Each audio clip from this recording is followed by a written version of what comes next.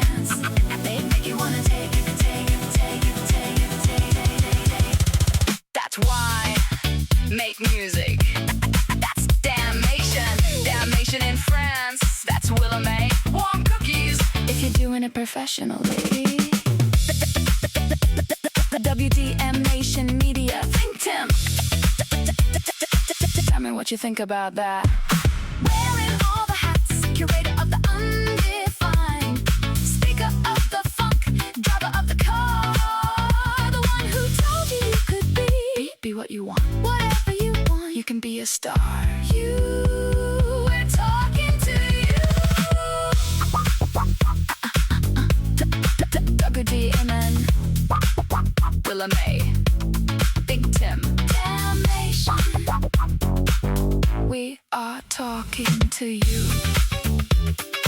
Peace and be well.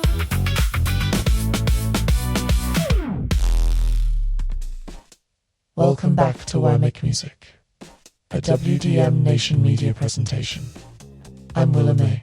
Last episode, we started with what sounded like a fairly simple question. Why do we root for the bad guy? Not just in movies, television, novels, or video games. But why thoughtful, intelligent people can find themselves emotionally invested in characters who lie, manipulate, steal, dominate, or destroy. What began as a conversation about storytelling quickly became something much larger. We explored the psychology of identification, why confidence often attracts us before morality does, how perspective shapes judgment, and why some villains become more memorable than the heroes trying to stop them. We discovered that emotional connection isn't the same thing as approval. More often than not, ... It's recognition.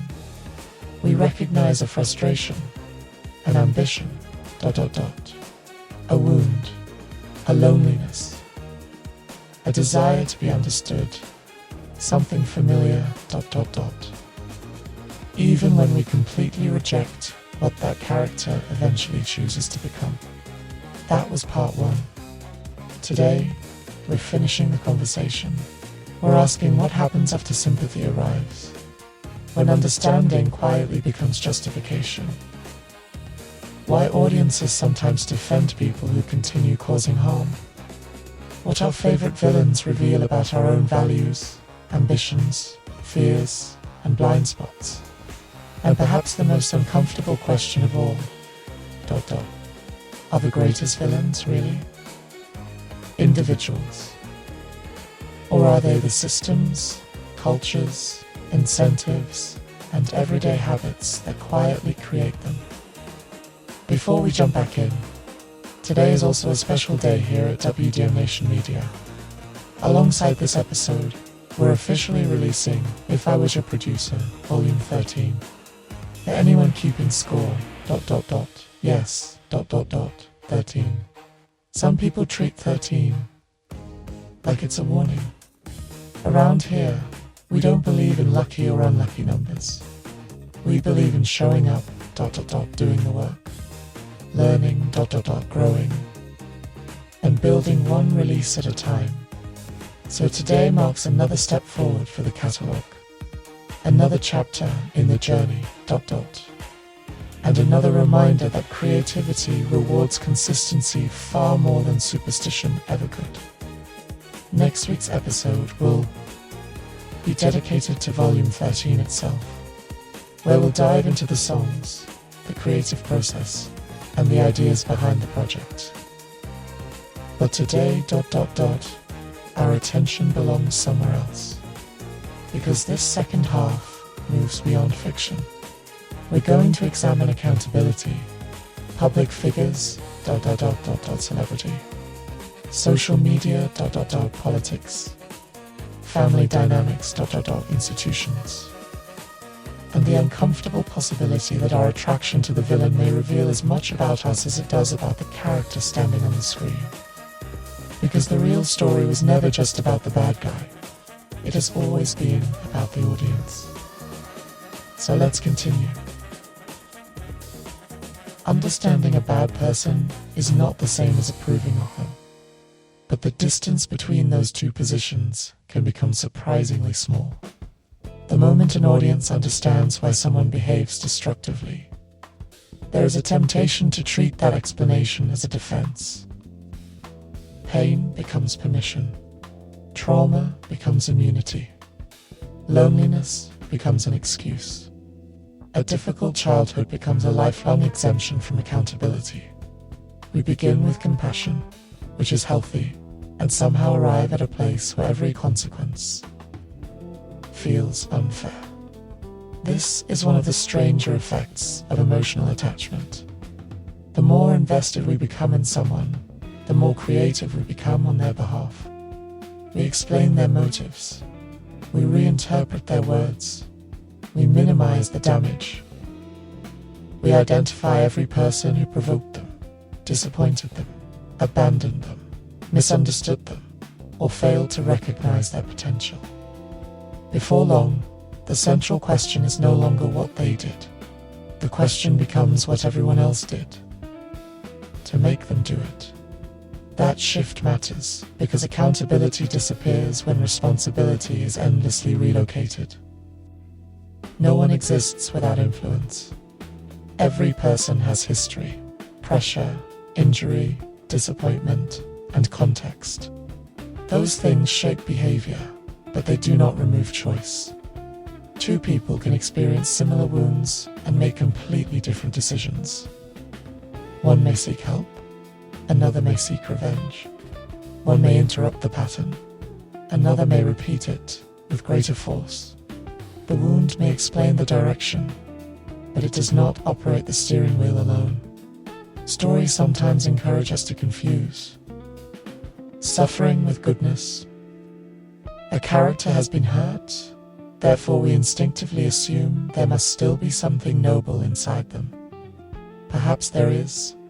Suffering can deepen empathy, but it can also produce bitterness, entitlement, suspicion, and cruelty.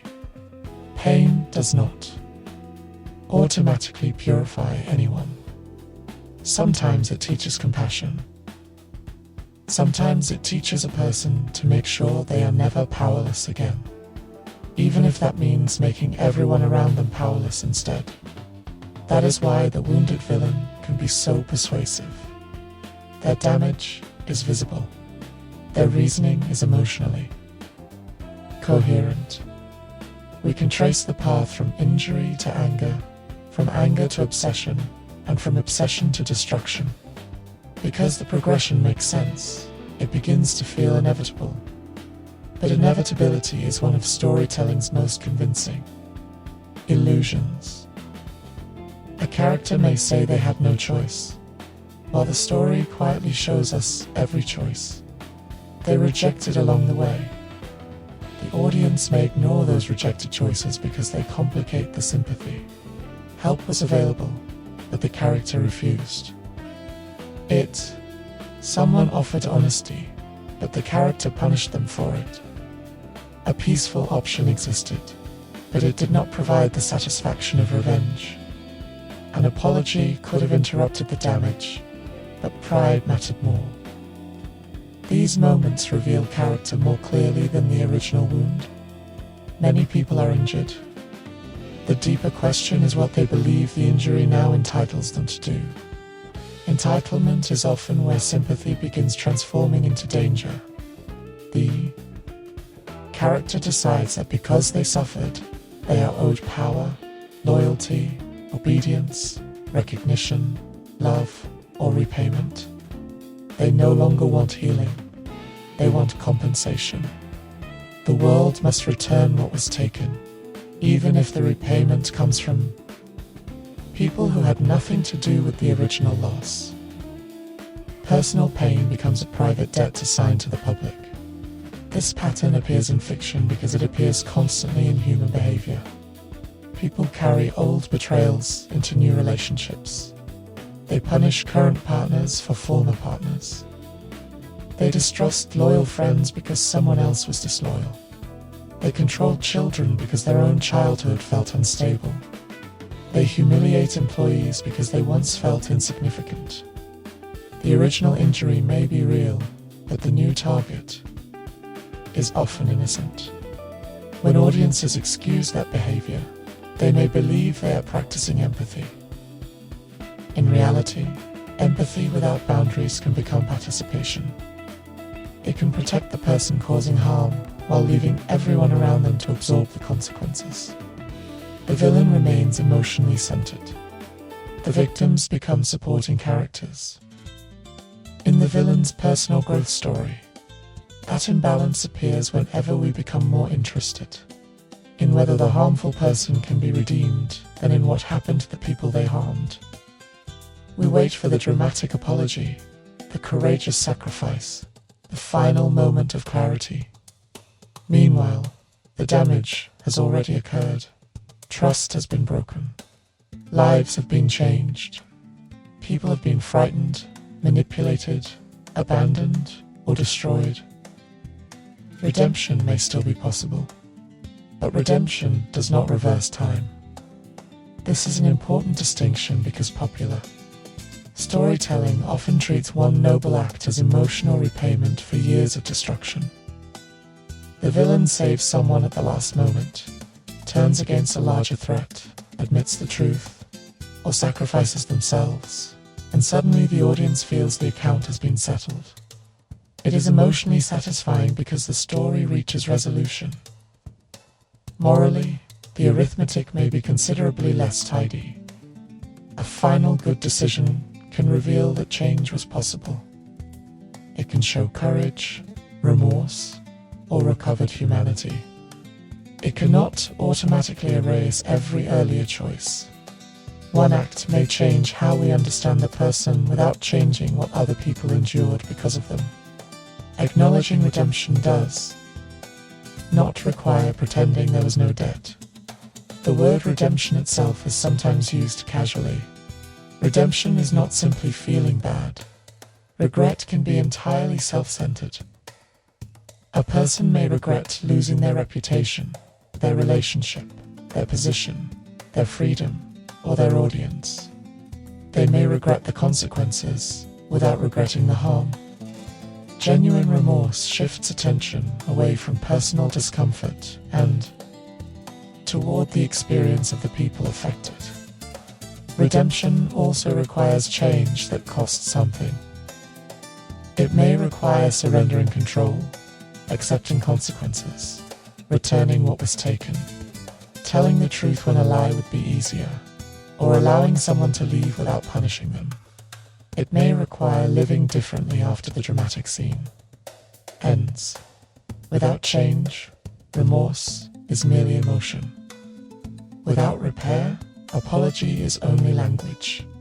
Audiences can overlook that because confession feels powerful. A character finally admits they were wrong, and the honesty produces relief. Yet admitting the truth after every other option has collapsed is not the same as choosing truth. When deception was still working, timing reveals motive. Some apologies are acts of conscience. Others are attempts to recover access, sympathy, influence, or control. Charm can make that distinction harder to see. A charismatic person can make accountability feel like cruelty. They may appear so wounded, intelligent, entertaining, or self-aware that asking them to face consequences seems excessive. The audience begins protecting the quality of the performance, rather than evaluating the behavior underneath it. This occurs beyond fiction as well. Public figures often develop audiences that feel personally connected to them. The audience has listened to their music, watched their films, followed their career, repeated their jokes, worn their clothing, defended their opinions, or attached important memories to their work. When troubling information emerges, the audience is not only being asked to reconsider the person, it may feel as though they are being asked to reconsider part of themselves. That is where identity enters the equation. Supporting someone can become more than a preference. It becomes evidence of taste, intelligence, loyalty, politics, rebellion, or cultural belonging. Criticism of the figure then feels like criticism of the supporter. Defending the person becomes a way of defending one's own judgment. This is why public conversations about admired figures can become so irrational so quickly. The facts may be serious, but the emotional argument is personal. People are not simply evaluating evidence. They are protecting memories, communities, investments, and versions of themselves. They remember what the artist's work meant during a difficult year. They remember the athlete inspiring them as a child. They remember the actor representing something they had never seen represented before. Those experiences are real, even when the admired person later causes harm. The difficulty is learning that meaningful work can come from flawed people without requiring us to deny the flaws. A song may remain important. A performance may remain powerful. A cultural breakthrough may remain historically significant. Acknowledging those things does not require constructing innocence where evidence suggests otherwise. People often resist that complexity because they believe only two options exist: total devotion or total erasure. Either the person must be defended completely, or everything they ever created must become worthless. That binary thinking mirrors the same hero and villain framework we claim to be examining. It asks us to declare the entire person pure or contaminated, valuable or disposable, good or evil. Reality usually demands a more demanding response. We may need to recognize talent and misconduct at the same time. We may need to appreciate an achievement while refusing to protect the person from accountability. We may need to admit that someone contributed something meaningful and also caused serious harm. Holding both truths can feel uncomfortable, but discomfort is not the same as confusion. Selective morality often appears when loyalty becomes stronger than principle. People condemn behavior when an enemy does it, and excuse the same behavior when an ally does it. Cruelty becomes honesty. Manipulation becomes strategy. Arrogance becomes confidence. Recklessness becomes courage. The behavior has not changed. Only the person performing it has changed. This double standard reveals that the principle may never have been the real priority. The priority was the team. Once people identify with a side, moral language becomes flexible. We stop asking whether the act was right and begin asking whether the person was useful, entertaining, successful, or aligned with us. Fiction can expose this tendency with remarkable precision. A story may allow the audience to cheer when the central character humiliates someone, breaks a rule, or takes revenge. Later, another character performs a similar act against someone the audience cares about, and suddenly the behavior appears cruel. The difference is not the action. The difference is where the camera placed our loyalty. That realization can be uncomfortable because it shows how easily perspective manipulates judgment. We like to imagine our moral decisions are stable and objective. In practice, proximity matters. Charm matters. Familiarity matters. Group identity matters. The same behavior feels different depending on who receives it and who performs it. This is not proof that morality is meaningless. It is evidence that people are inconsistent. Recognizing that inconsistency can make us more careful. We can ask whether we would defend the same behavior if it came from someone we disliked. We can ask whether the explanation we are accepting would satisfy us if the victim was someone we loved. We can ask whether we are evaluating the act or protecting the attachment? Those questions become especially important when a villain directs harm toward people the story has not fully developed. Background characters are easy to sacrifice because the audience knows little about them. Their lives may exist only long enough to demonstrate the villain's power, raise the stakes, or motivate the hero. Because we are not invited into their homes, relationships, memories, and fears, their suffering can feel abstract. This is one reason fictional destruction can become spectacle. Buildings collapse, cities burn, employees disappear, guards are eliminated, entire communities experience consequences, while the audience remains focused on the central conflict. The story does not pause long enough for those people to become real. Scale can make harm feel less personal rather than more. The same psychological distance can operate in reality. People become numbers, categories, or labels. Once individuality disappears, compassion becomes easier to ration. 1,000 harmed people may receive less emotional attention than one charismatic person explaining why they caused the harm. The individual has a face, a voice, a backstory, and a platform. The victims may appear only as a total, a responsible. Story can correct that imbalance by restoring perspective. It can show the consequences outside the villain's emotional world. It can allow victims to exist as people rather than moral furniture. It can demonstrate that the villain's pain is not the only pain in the room. This does not weaken the villain's complexity. It strengthens the story's honesty. A person can be wounded and dangerous. They can be charismatic and abusive. They can love deeply and still behave destructively. They can speak truth about one injustice while committing another. They can deserve understanding and consequences simultaneously. That word simultaneously is important. People often treat compassion and accountability as opposing forces. They are not. Accountability without compassion can become punishment for the pleasure of punishment. Compassion without accountability can become protection for the person causing harm. A mature response requires both.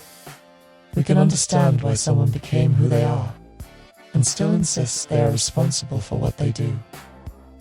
We can recognize that a person was failed by family, community, government, education, medicine, or circumstance, and still acknowledge the people they later failed. One truth does not cancel the other. The failure to hold both truths often produces one of two extremes. In one direction, the villain is reduced to a monster with no history, humanity, or possibility of change. In the other direction, the villain's history becomes so dominant that everyone harmed by them disappears. Neither approach tells the complete story.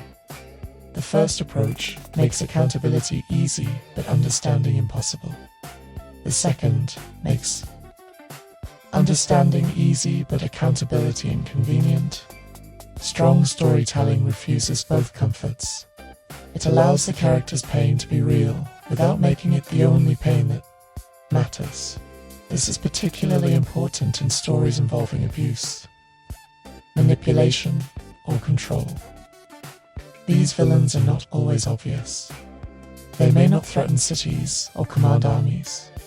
They may appear caring, protective, generous, or emotionally intense. Their power operates through affection, obligation, confusion, and fear. They make control sound like concern. They make jealousy sound like devotion. They make isolation sound like loyalty, because the behavior arrives wrapped in emotion. The audience may initially interpret it as passion. The villain says they cannot live without someone, and the statement sounds romantic, until we consider the burden being placed on the other person. They say they are only trying to protect the relationship, but protection begins requiring surveillance, permission, and obedience. Stories can unintentionally glamorize this behavior when intensity is mistaken for depth. Obsession receives dramatic music. Possession receives beautiful dialogue. Boundary violations are framed as determination. The character refuses to accept rejection, and the story rewards persistence rather than examining disrespect. The distinction between devotion and control is simple in theory and difficult in practice. Devotion respects the other person's freedom. Control fears it. Devotion wants connection. Control demands access. Devotion can survive hearing no. Control treats no as betrayal. When audiences root for characters who ignore boundaries, their fantasy may feel harmless because fiction contains the outcome. The pursued person may eventually fall in love. The grand gesture may repair everything. The relentless character may be proven correct. In real life, the same behavior can produce fear, exhaustion, isolation, and danger. This does not mean stories must become instructional manuals, or that every questionable character requires a warning label. Art should explore difficult behavior. The responsibility lies in understanding what emotional framing is doing. Are we being invited to examine the behavior, or simply celebrate it because the person performing it is attractive, charming, or central to the plot? Attractiveness influences judgment more than most people enjoy admitting. Beautiful people are often granted emotional complexity more quickly. Their cruelty is called damage. Their silence is called mystery. Their arrogance is called confidence. The same behavior in a less appealing character may be recognized immediately as unpleasant. Style creates a similar distortion.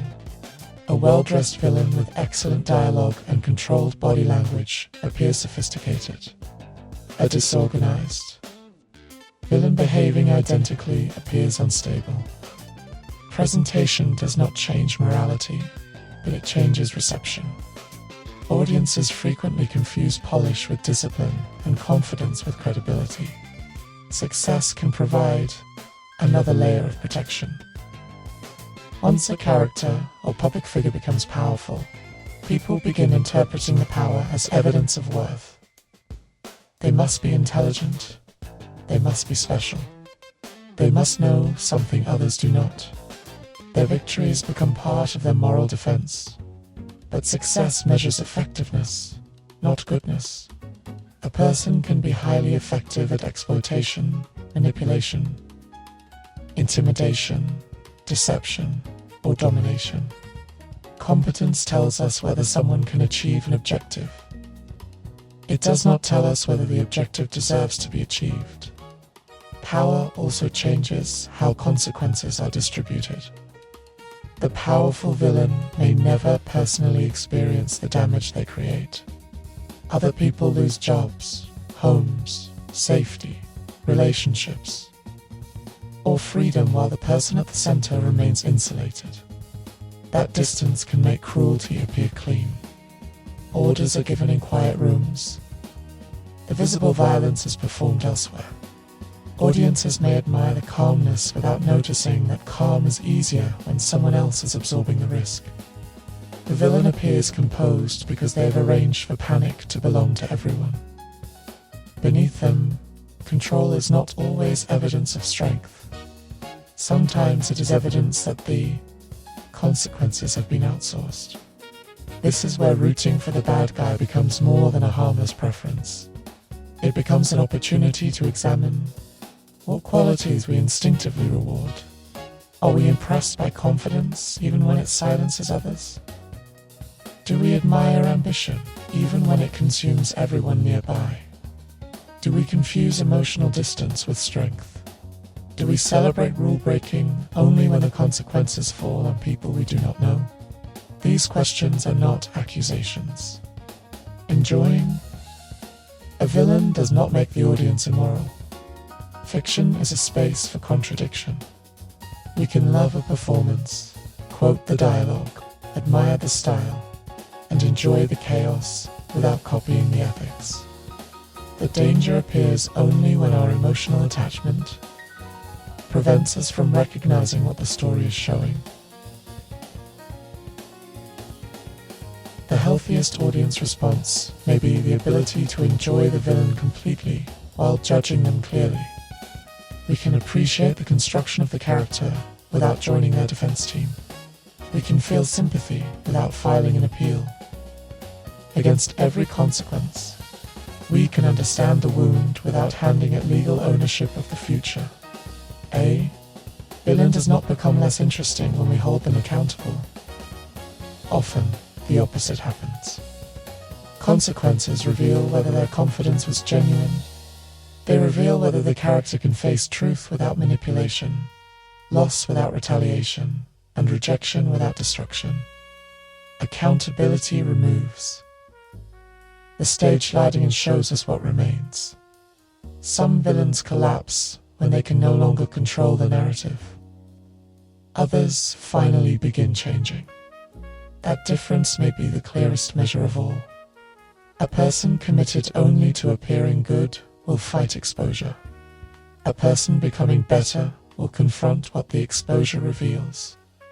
Sympathy should never require blindness. It should sharpen our perception rather than soften it into uselessness. The point of understanding someone is not to make every choice acceptable.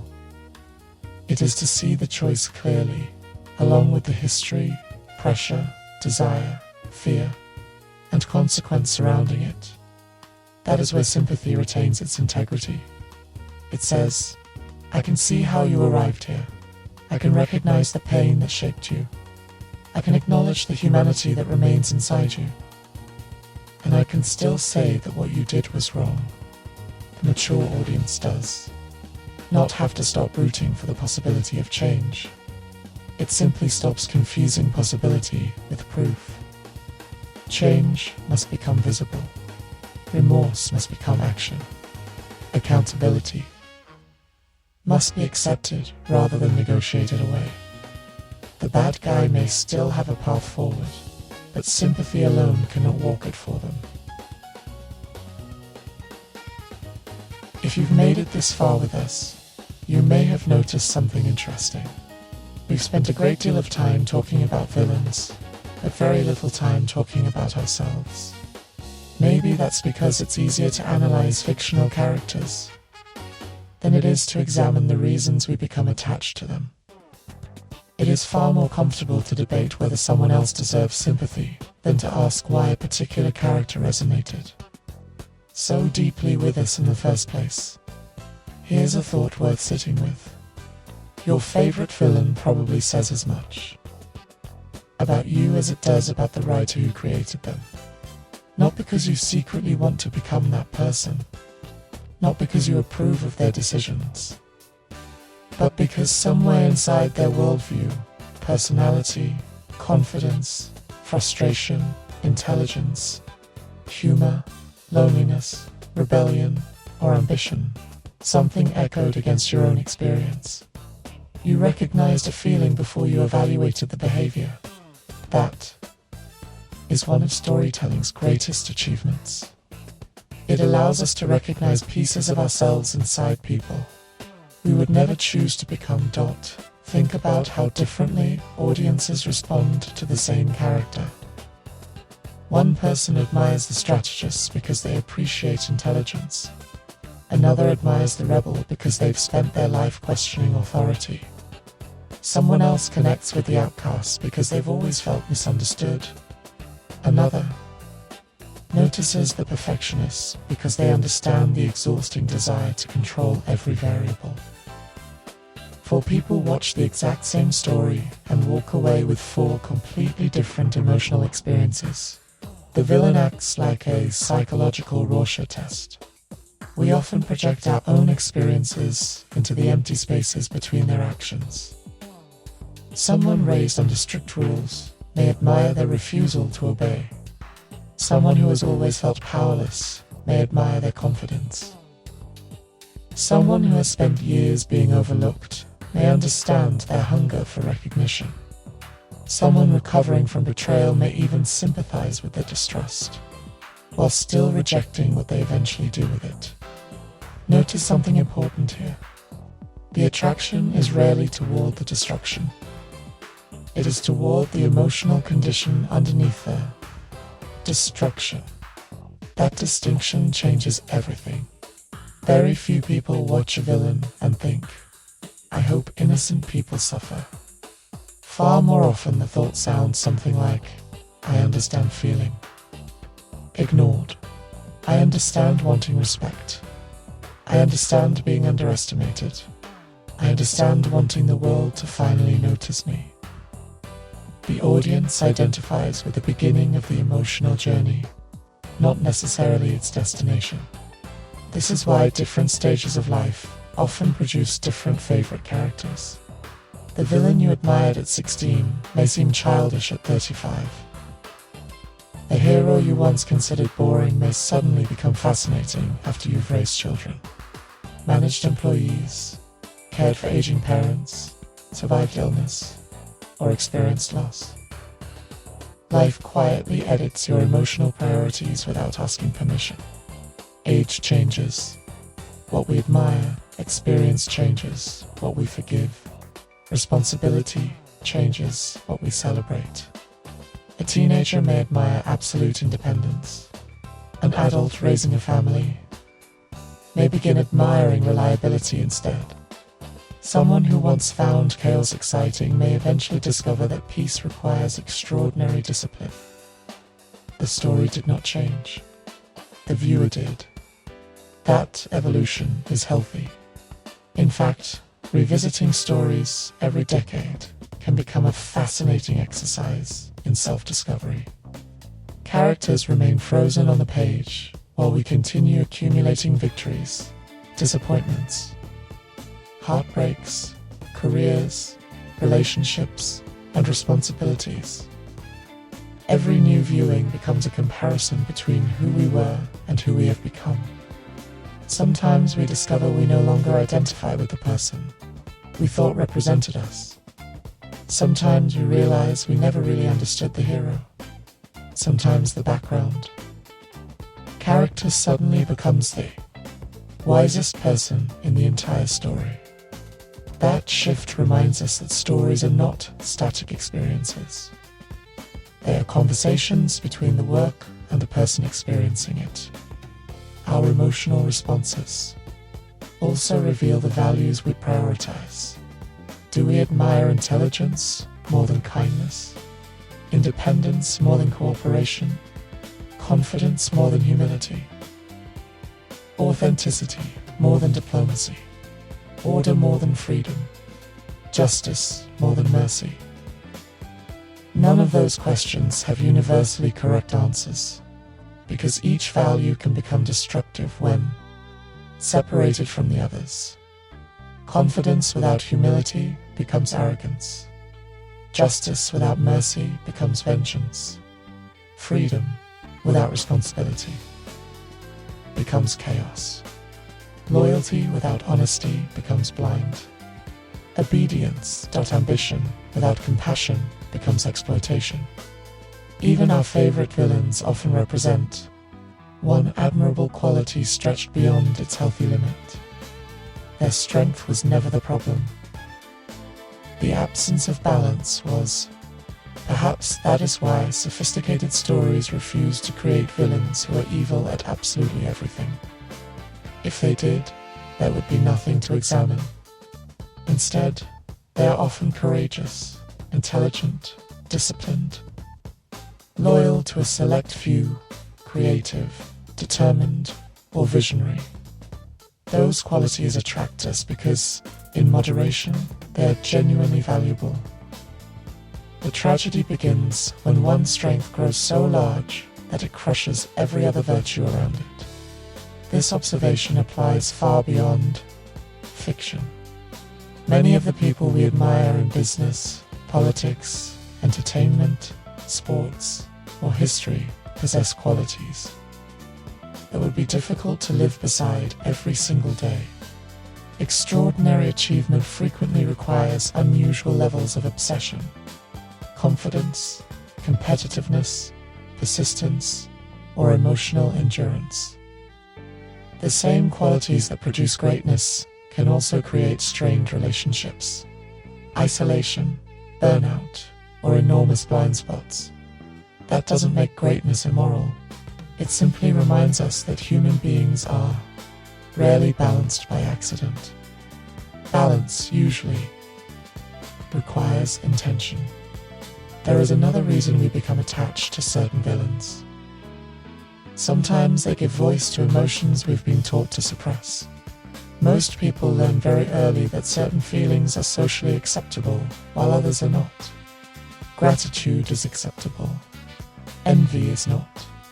Patience is acceptable. Rage is not. Forgiveness is admirable. Revenge is dangerous. Humility is celebrated. Pride is suspicious. Yet all of these emotions exist inside ordinary people. Ignoring them does not make them disappear. Stories become emotional laboratories where those forbidden emotions can be examined safely. The villain becomes the volunteer willing to carry feelings the audience would rather not publicly admit they have experienced. That does not make those emotions shameful. It makes them human. What matters is not whether anger exists. What matters is what anger becomes. The same is true of jealousy, resentment, ambition, loneliness, insecurity, fear, and disappointment. Every one of those emotions can become fuel for growth or fuel for destruction. The emotion itself is rarely the villain. The response usually determines the outcome. Perhaps that is why stories remain so valuable. They allow us to watch emotional choices unfold without paying the real-world price ourselves. We witness obsession consuming someone else's life. We observe revenge refusing to satisfy the person seeking it. We watch unchecked pride isolate the very individual who wanted admiration. Fiction lets us rehearse wisdom before life demands it from us personally. There is another subtle lesson hiding beneath all of this. The villain we reject most strongly may also reveal something about ourselves.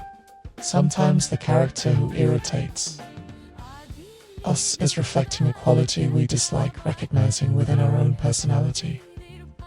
Psychologists have discussed this phenomenon for decades.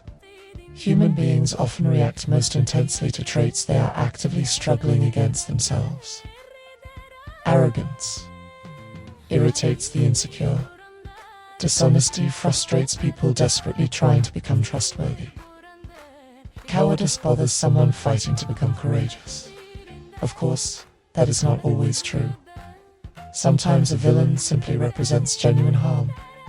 But occasionally our strongest reactions deserve curiosity instead of immediate certainty. Why did that character bother me so much? What exactly felt familiar? Why did I become emotionally invested so quickly? Those questions can be more revealing than any personality test. By now, you may have noticed something ironic. We began this episode believing we were discussing villains. Instead, we've spent much of our time discussing human nature. Villains simply happen to be one of the most effective mirrors ever invented. They reflect our fears, our values, our blind spots, our ambitions, our frustrations, and sometimes even our unrealized potential. That may be the real reason they continue surviving generation after generation. The costume changes, the setting changes, the technology changes, but the mirror remains, and every generation eventually finds itself staring into it, convinced it is only looking at the bad guy, before realizing almost reluctantly, that the reflection has been asking questions about the audience all along. Maybe that is the final twist no one expects. The villain was never the only character being written. So were we. Stories benefit from villains because villains provide direction. They clarify the conflict, raise the stakes, and give the audience someone to resist. Real life is far less organized. Problems rarely arrive wearing a recognizable costume. Harm is often distributed across systems, habits, incentives, institutions, misunderstandings, and ordinary people making individually reasonable decisions that collectively produce unreasonable outcomes. Reality gives us complications. The human mind keeps requesting a culprit. That desire is understandable. A bad guy makes confusion manageable. Once someone has been identified as the source of the problem, uncertainty begins to disappear. We know who deserves blame. We know who should be removed. We know which side we are on. The world feels temporarily organized because an emotionally satisfying explanation has replaced a complicated one. The difficulty begins when emotional satisfaction is mistaken for accuracy. Many problems have human faces attached to them, but that does not mean one human face explains the entire problem. A company may have a reckless executive, but the culture that rewarded recklessness may remain after that executive leaves. A corrupt official may be removed, but the incentives that encourage corruption may continue operating. A family may blame one difficult relative while ignoring the communication patterns that involve everyone. A workplace may fire the employee. Described as negative without examining why so many people privately agreed with what that employee was saying. Removing the visible villain can provide relief without producing change. The room becomes quieter, but the machinery continues running. This is one reason scapegoating has remained effective throughout history. It converts a complicated burden into a simple target. Rather than confront economic inequality, institutional failure, cultural anxiety, or political mismanagement, a community can be encouraged to blame a specific group. The explanation becomes easy to remember, emotionally charged, and difficult to question without appearing disloyal. The scapegoat does not need to have caused the problem. They only need to be available, recognizable, and vulnerable enough to carry it. Once a group has been assigned that role, almost any evidence can be made to fit the story. Success becomes proof of secret control. Failure becomes proof of inferiority. Visibility becomes intrusion. Withdrawal becomes suspicion. Defense becomes aggression.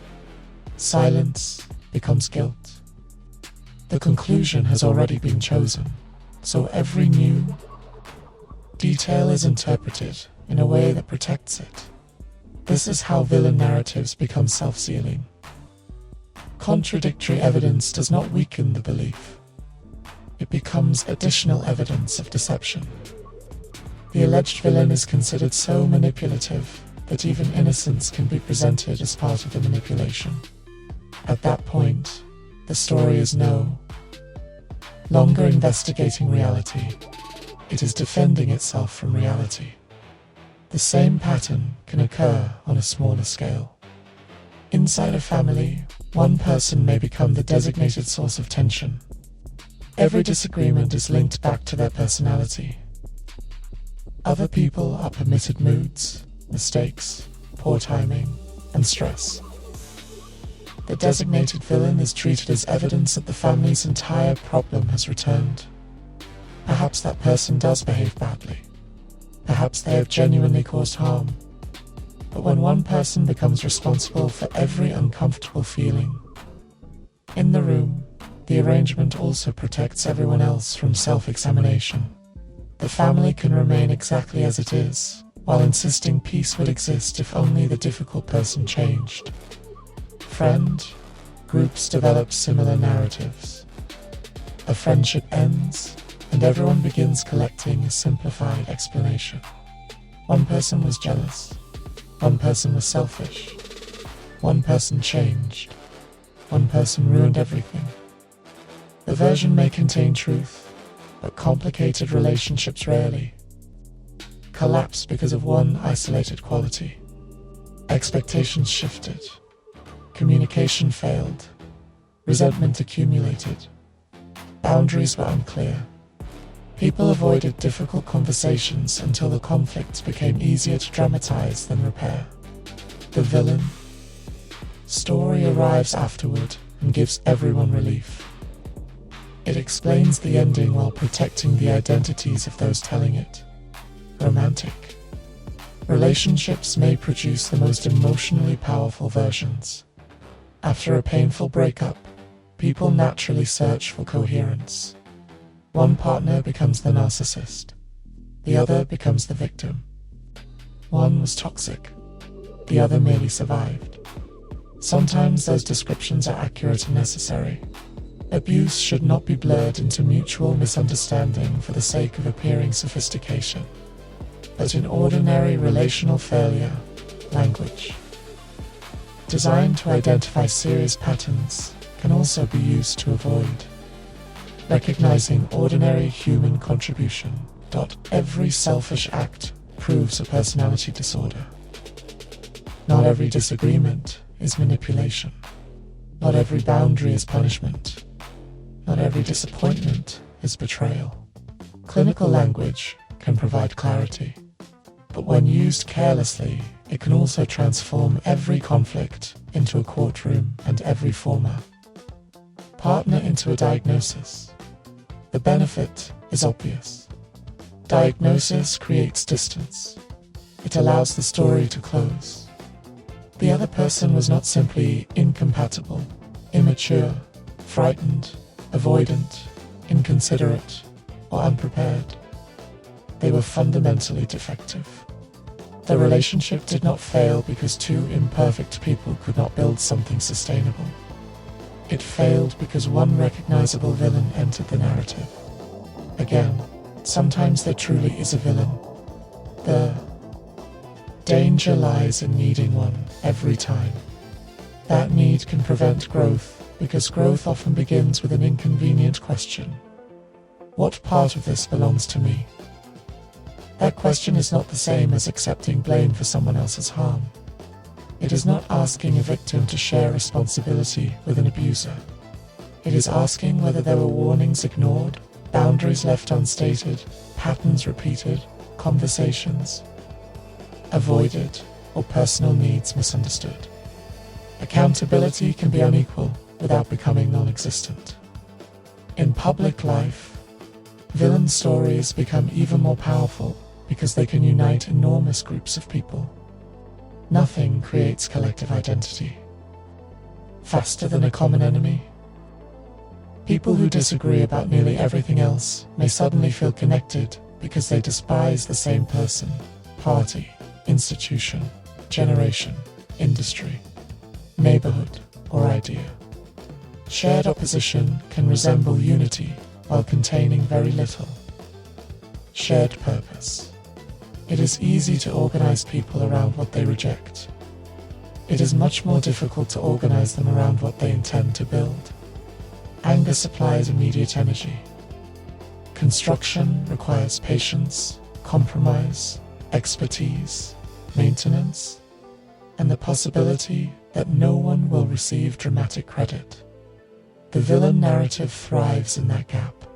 It suggests that progress does not require a complicated plan. It requires defeating the correct enemy.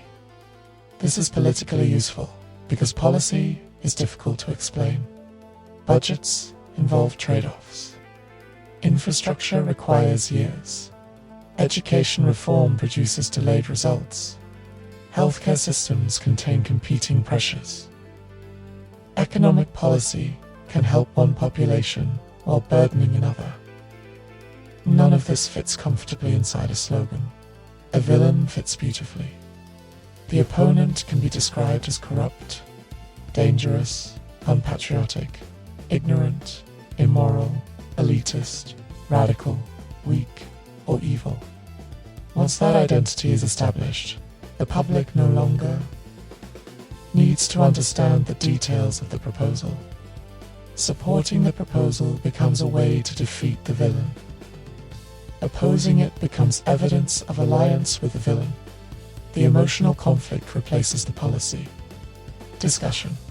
This does not mean political leaders are interchangeable or that every disagreement deserves equal moral weight. Some policies cause measurable harm. Some leaders exploit fear deliberately. Some movements threaten rights, safety, or democratic participation. Moral clarity remains necessary. But clarity should emerge from evidence, behavior, and consequences, not merely from the emotional usefulness of having someone to hate. Hatred can produce focus, but it is a poor long-term governing philosophy. A society organized primarily around enemies eventually requires a steady supply of them. Once one villain is defeated, another must be located. The emotional machinery cannot remain idle because the group's identity depends on opposition. Without the enemy, internal disagreements become visible. Questions about leadership, fairness, competence, and results become harder to avoid. That is why movements built entirely around resentment often become suspicious of their own members. Purity tests expand. Minor disagreement becomes betrayal. People who once marched together begin policing one another's language, intentions, associations, and history. The villain moves from outside the group to inside it. The search becomes increasingly precise. At first, the enemy is anyone opposing the cause. Later, the enemy includes anyone supporting it incorrectly. This transformation is predictable because villain thinking depends on moral simplification. People are divided into trustworthy and dangerous, enlightened and ignorant, loyal and disloyal. Nuance begins to look like weakness. Questions begin to look like sabotage. Curiosity begins to look like sympathy for the enemy. Once curiosity is punished, error becomes difficult to correct. Every healthy institution needs a way to receive uncomfortable information. Governments need opposition. Companies need employees willing to report problems. Families need members who can name dysfunction. Creative teams need criticism. Relationships need honesty that does not disappear when it becomes inconvenient. Villain culture makes those functions dangerous. The person delivering the warning becomes easier to attack than the warning itself. Whistleblowers are called disloyal. Critics are called bitter. Employees raising concerns are described as difficult. Family members naming old wounds are accused of creating drama. Citizens questioning leadership are accused of helping the enemy. The message is avoided by assigning a role to the messenger. Once again, the story wins because the story is emotionally cleaner. This is why language matters. Words such as evil, monster, traitor, enemy, infestation, threat, and disease do more than describe. They establish permission. When a person is represented as less than human, ordinary moral restraint begins to loosen. Compassion appears misplaced. Dialogue appears naive. Punishment begins to feel not only acceptable, but virtuous. Dehumanization rarely begins with violence. It begins with vocabulary. First, the individual becomes a type. Then the type becomes a threat. Then the threat becomes a problem that must be solved. process can happen so gradually that people participating in it continue to consider themselves reasonable. They may insist they are merely being honest, protecting their community, defending tradition, pursuing safety, or refusing political correctness. Yet the language steadily reduces the humanity of those being discussed. Once people are reduced to symbols, their actual behavior matters less. They become responsible for whatever fear the symbol carries. This symbolic thinking is intensified by media systems built around attention. Outrage travels quickly because it provides immediate emotional clarity. A complicated explanation asks the audience to slow down. A villain clip asks only that they react. The clip may be 10 seconds long. The conclusion may be permanent. Platforms reward certainty because certainty encourages sharing. A hesitant person says, "There may be more context." A confident person says, "This proves exactly who they are." The second statement performs better because it offers the audience a ready-made emotion and a ready-made identity. People are not only consuming information, they're being invited to join a side. The algorithm does not necessarily care which side. Anger in either direction produces engagement. Defenders comment. Critics comment. Spectators argue about the argument. The villain becomes commercially useful because conflict extends attention. A person can become famous through admiration or condemnation. Both keep the name circulating. This creates an uncomfortable incentive. Public figures may benefit from becoming villains to the correct audience. Outrage generates visibility. Visibility creates influence. Influence can create revenue. The individual may deliberately provoke opposition because every furious response distributes the message further. The audience believes it is punishing the person by discussing them constantly. The person may be converting that punishment into reach. That this changes villainy from a reputation problem into a branding strategy. The modern provocateur understands that universal approval is unnecessary. A loyal minority can be more profitable than broad indifference. The goal is not to be loved by everyone. The goal is to become impossible for everyone to ignore. That dynamic also affects entertainment. Certain performers, athletes, commentators, musicians, and influencers developed public identities built around antagonism. They insult opponents, violate expectations, reject conventional politeness, and transform criticism into evidence that they are authentic. Their supporters feel they are witnessing someone courageous enough to say what everyone else is afraid to say.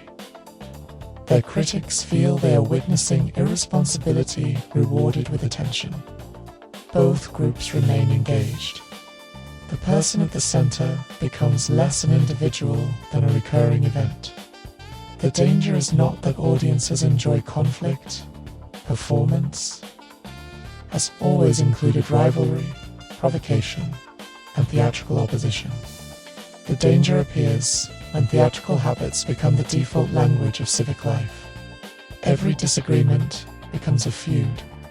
Every election becomes an apocalypse. Every mistake becomes proof of evil. Every compromise becomes surrender. A democracy cannot function indefinitely, like a professional wrestling storyline. Neither can a family, neither can a workplace, neither can a relationship.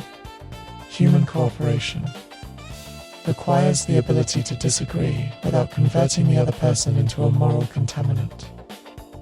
That does not mean every position deserves respect. Some ideas are dishonest, discriminatory, dangerous, or cruel. Rejecting an idea may be necessary. Stopping harmful behavior may be necessary. Ending a relationship may be necessary. The distinction lies between confronting conduct and erasing personhood. When someone becomes nothing more than the worst thing they have ever done, change becomes conceptually impossible. If the identity is permanent, improvement cannot matter. Apology cannot matter. Education cannot matter. Restitution cannot matter. The person can only remain the villain or disappear. That may feel satisfying in severe cases where accountability has been repeatedly avoided. But as a general social philosophy, permanent moral branding creates a culture with no mechanism for return. A culture without return eventually teaches people to hide rather than change.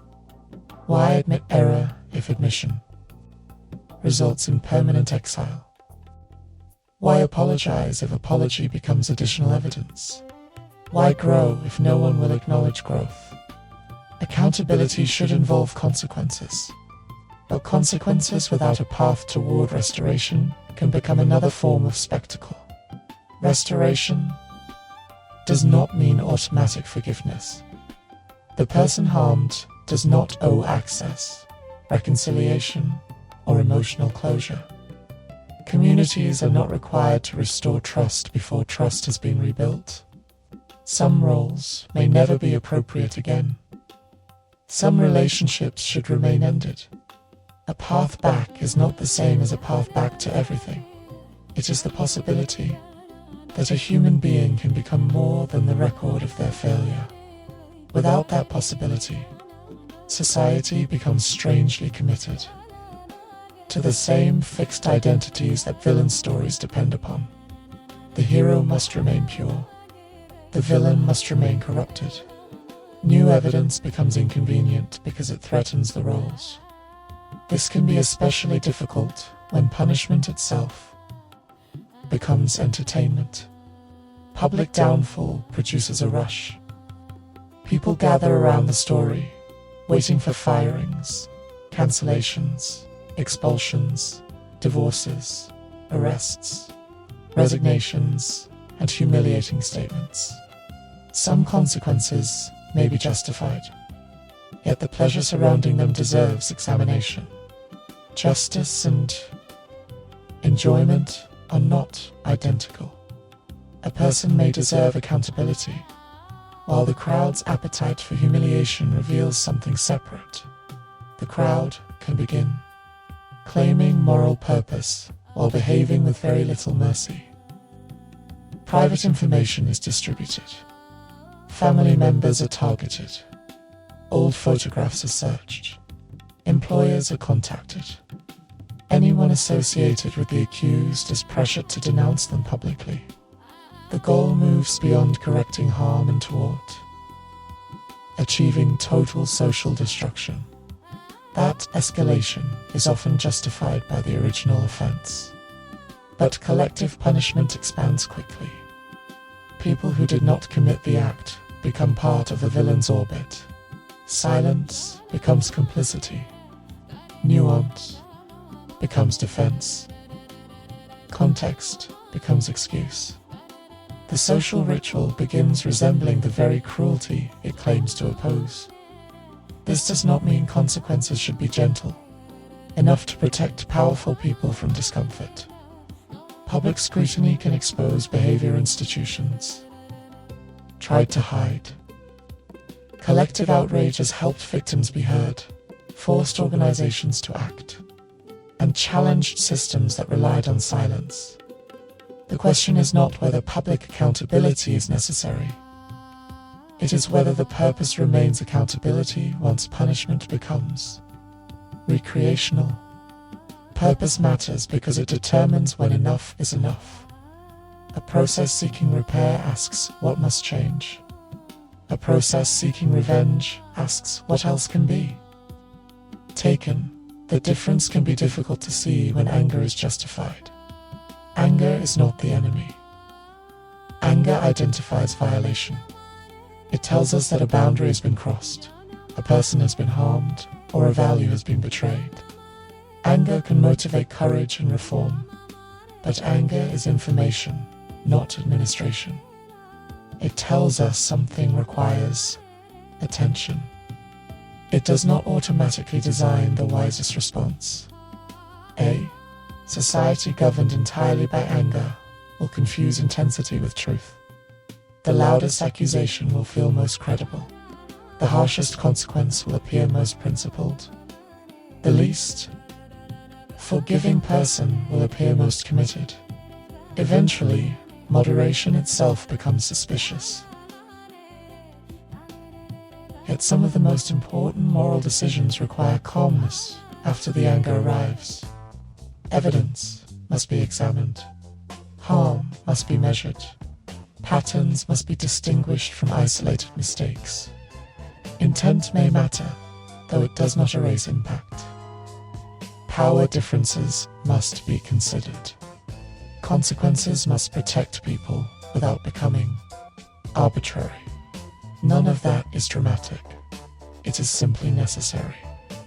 Villain thinking resists this slower work because it prefers verdicts to processes. Once the bad guy has been identified, investigation feels like delay. Procedure feels like protection. Fairness feels like softness. But systems that abandon fairness for people we despise eventually lose the ability to provide fairness to anyone. Principles matter. Most when applying them is emotionally inconvenient. That may be the true test of whether a society believes in justice or merely prefers its own side to win. The same principle applies personally. It is easy to believe in grace when we need it. It is harder when the person asking for it has disappointed us. It is easy to believe people are complicated when defending someone we love. It is harder when complexity interferes with anger toward someone we dislike. Consistency does not require identical consequences for every act. It requires examining behavior through standards that do not change entirely according to attachment. One useful question is whether we are trying to understand what happened or merely trying to confirm who we already believe someone is. Those are not the same. Investigation.the first can discover surprise. The second cannot. A person determined to find a villain will eventually succeed because every human being contains enough contradiction to be edited into one. We have all been selfish, defensive, impatient, dishonest, insensitive, jealous, or afraid. A selective record can make nearly anyone look monstrous. A complete record does not make everyone innocent. It makes judgment more accurate. Accuracy is less emotionally thrilling than condemnation, but it is far more useful. The healthiest response to harm may begin by separating several questions that villain thinking tries to collapse. What happened? Who was affected? What responsibility belongs to whom? Was the behavior intentional, reckless, negligent, habitual, or isolated? What consequence protects others? What repair is possible? What evidence would demonstrate change? Those questions create a process rather than a performance. They also leave room for the possibility that no single villain exists. Sometimes the problem is a culture. Sometimes it is an incentive. Sometimes it is neglect. Sometimes it is poor design. Sometimes it is fear distributed across thousands of ordinary decisions.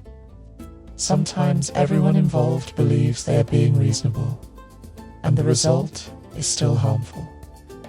Those cases are harder because there is no satisfying person to remove.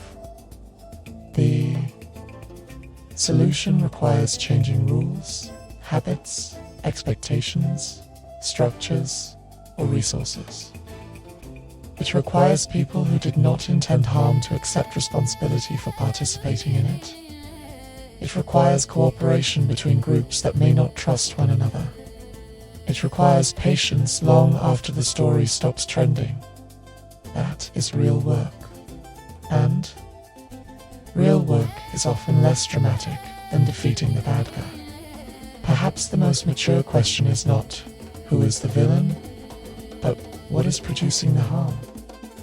That shift changes the investigation. It moves us away from identity and toward mechanism. A person may still need to be held accountable, removed from power, or prevented from causing further damage. But the process does not end with the individual.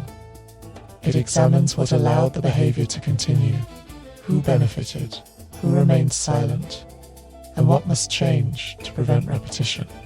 Otherwise, the same role will eventually be filled by someone else. The costume will change. The system will remain. This may be the deepest danger of needing a bad guy. The villain provides emotional closure before the problem has actually been solved. We celebrate the defeat, roll the credits, and return to normal, even when normal was the environment that produced the conflict. Reality does not end when the antagonist leaves the scene. The people affected still need repair. The institution still needs reform. The community still needs trust. The family still needs communication. The individual still needs to examine what they carried into the situation and what they may carry forward. The absence of a villain does not automatically create the presence of health. Peace is not simply what remains after the enemy disappears. Peace must be constructed. Trust must be rebuilt. Boundaries must be defined. Resources must be distributed. Responsibility must be accepted. People must learn how to remain human in the presence of disagreement. That requires something more difficult than choosing sides. It requires discernment. Discernment asks us to recognize genuine danger without manufacturing it. It asks us to confront harmful behavior without needing the person to become inhuman. It asks us to preserve empathy without allowing empathy to erase consequence.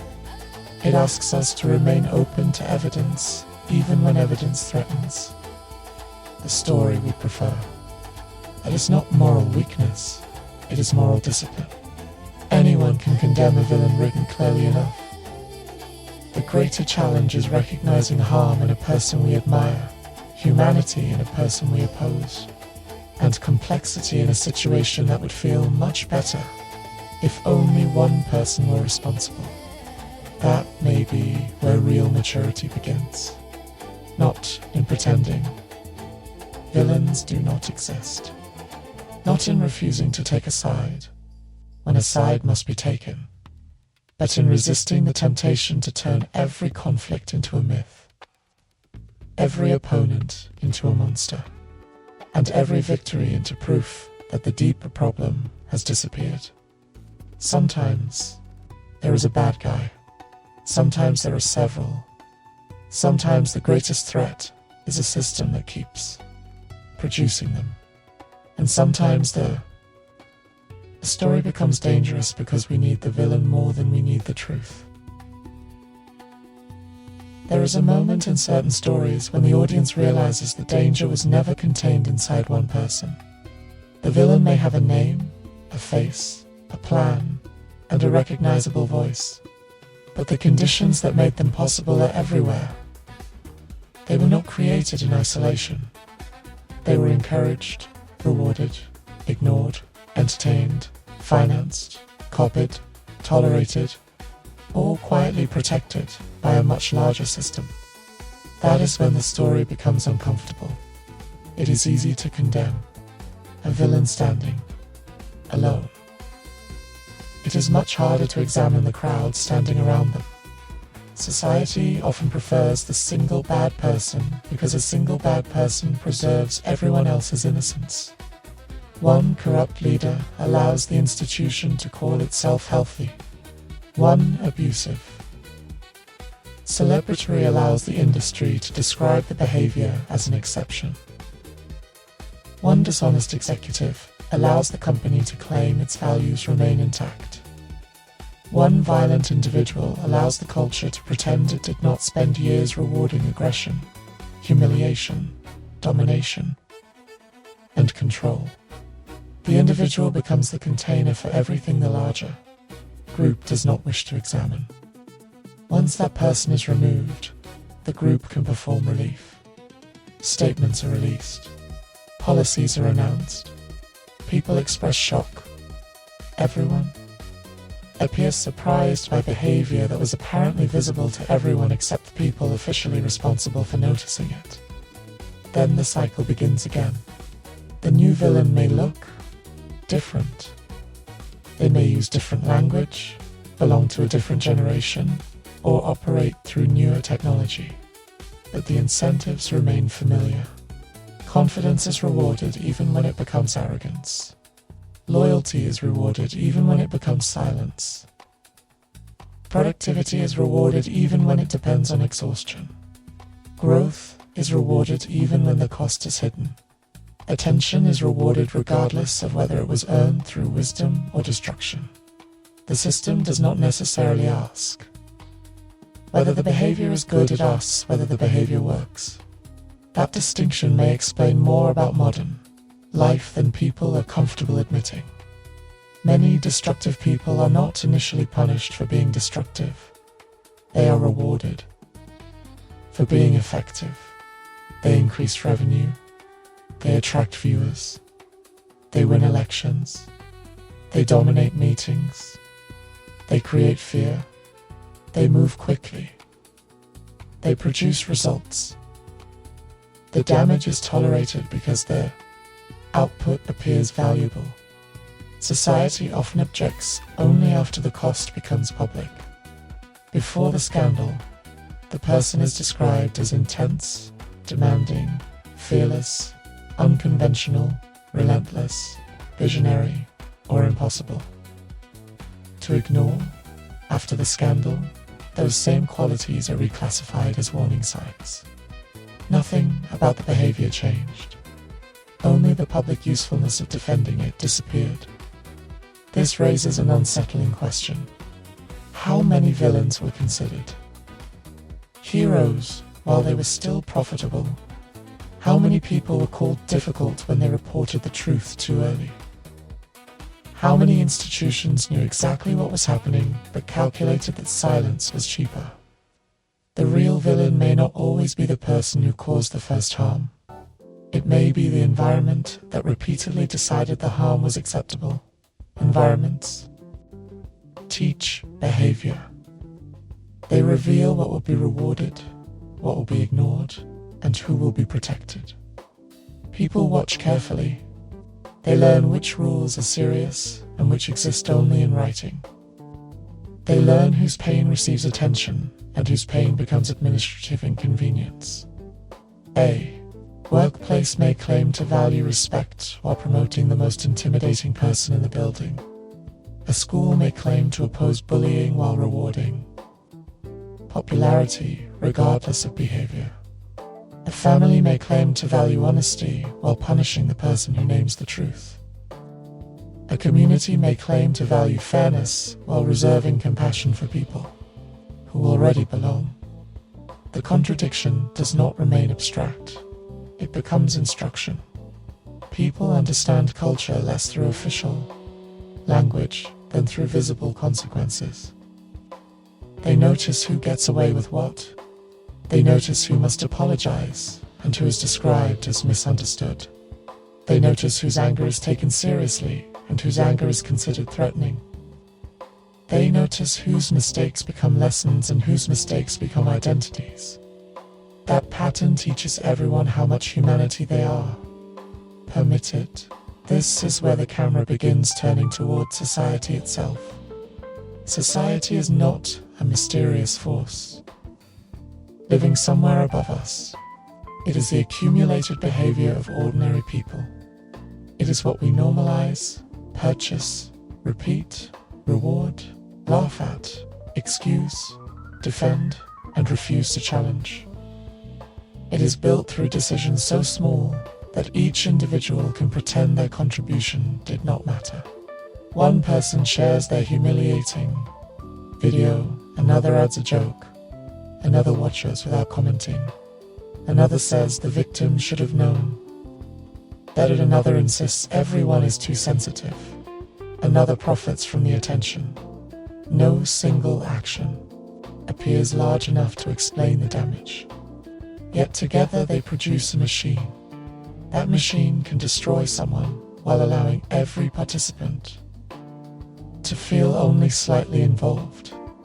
Distance makes this easier. Online, people are often reduced to content before they are recognized as human. Their embarrassment becomes a clip. Their grief becomes a headline. Their mistake becomes a meme. Their collapse becomes an event scheduled between advertisements.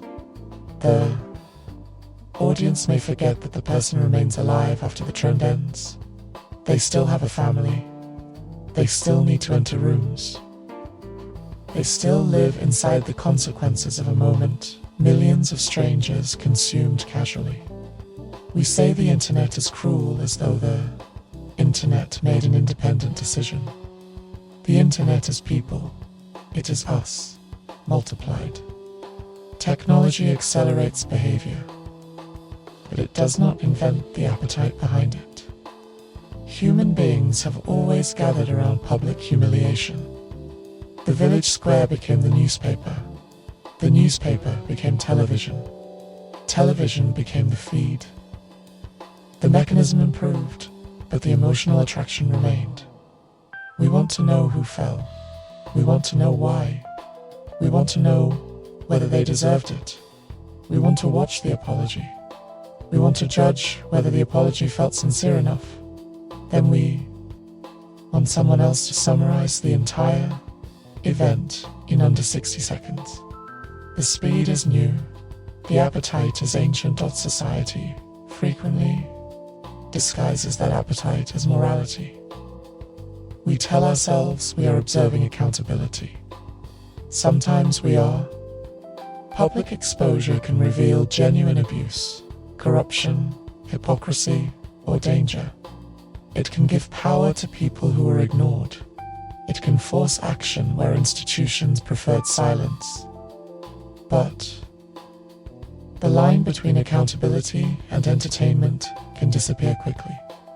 The moment suffering becomes enjoyable, the moral purpose has changed. People may still use the language of justice, but the emotional energy becomes something else. The jokes grow sharper. The punishment expands. Family members are dragged into the story. Old mistakes are added to strengthen the case. The target is no longer expected to correct the behavior. They are expected to remain available for destruction. That is when society begins behaving like the villain it believes it is defeating. Cruelty does not become kindness because the target is unpopular. Humiliation does not become healing because the crowd agrees. Dehumanization does not become ethical because the person made a serious mistake. The challenge is recognizing that accountability and cruelty can occupy the same event. A consequence may be necessary. The celebration surrounding it may still reveal something disturbing. This is not a defense of harmful people. It is an examination of the audience. The person at the center may deserve removal, exposure, prosecution, rejection, or loss of authority. But what does it mean when the crowd appears disappointed that the suffering is not more dramatic? What does it mean when the punishment must become visible to feel real? What does it mean when private remorse is considered meaningless unless it performs publicly for strangers? The real villain might be our hunger for spectacle. Spectacle simplifies emotion. It gives us a target and an ending. It allows outrage to feel like participation. We can share, comment, condemn, and move on without building anything in place of what was destroyed. This is why society often prefers scandal too. Reform. Scandal is immediate. Reform is slow. Scandal gives us a face. Reform gives us a meeting. Scandal produces a dramatic statement. Reform produces policy language no one wants to read. Scandal allows everyone to agree that one person was terrible. Reform asks who benefited, who knew, who remained quiet, and what must change. Reform is more threatening because it distributes responsibility. The villain may be obvious. The enablers are often ordinary. They are assistants, colleagues, managers, relatives, followers, customers, voters, fans, and bystanders. They are people who did not begin the harm but helped create the conditions in which it could continue. Most enablers do not experience themselves as villains. They experience themselves as practical. They needed the job. They did not know the whole story. They did not want conflict. They assumed someone else would handle it. They believed the person would eventually change. They thought the problem was not serious enough. They were afraid of becoming their next target. Every explanation may contain truth. Together, they form protection. Silence is rarely empty. Silence has effects. It protects the powerful more often than the vulnerable, because the powerful can continue operating while everyone else waits for certainty. The demand for perfect evidence can become a convenient delay. People say they do not want to judge too quickly, but sometimes caution is selectively applied. Certain people are granted endless complexity. Others are condemned after one incomplete clip. Who receives patience is often a measure of power. A respected person is described as complicated. An unknown person is described as dangerous. A wealthy person has a troubled history. A poor person has a record. A famous person made a mistake. An ordinary person revealed who they really are. Society does not evaluate behavior in a vacuum. Status enters the room first. Money can purchase time. Representation, image repair, privacy, legal protection, expert language, and public relations. It can transform accusation into misunderstanding, exploitation into strategy, and failure into reinvention. People with fewer resources receive less narrative space. Their story is shorter. Their consequences are faster. Their motives are less interesting. To the public, the villain might not only be the individual who abuses power, it might also be the culture that confuses power with credibility. We often assume successful people must be more disciplined, intelligent, or deserving. Success can reflect those things. It can also reflect timing, access, inheritance, networks, luck, tolerance for risk, willingness to exploit, or proximity to opportunity. Yet once success appears, people begin rewriting the path as evidence of virtue. The winner must have earned everything. The loser must have misunderstood the game. This belief protects the system because it turns outcomes into moral judgments. Wealth becomes proof of value. Poverty becomes proof of failure. Influence becomes proof of insight. Obscurity becomes proof that no one had anything important to say.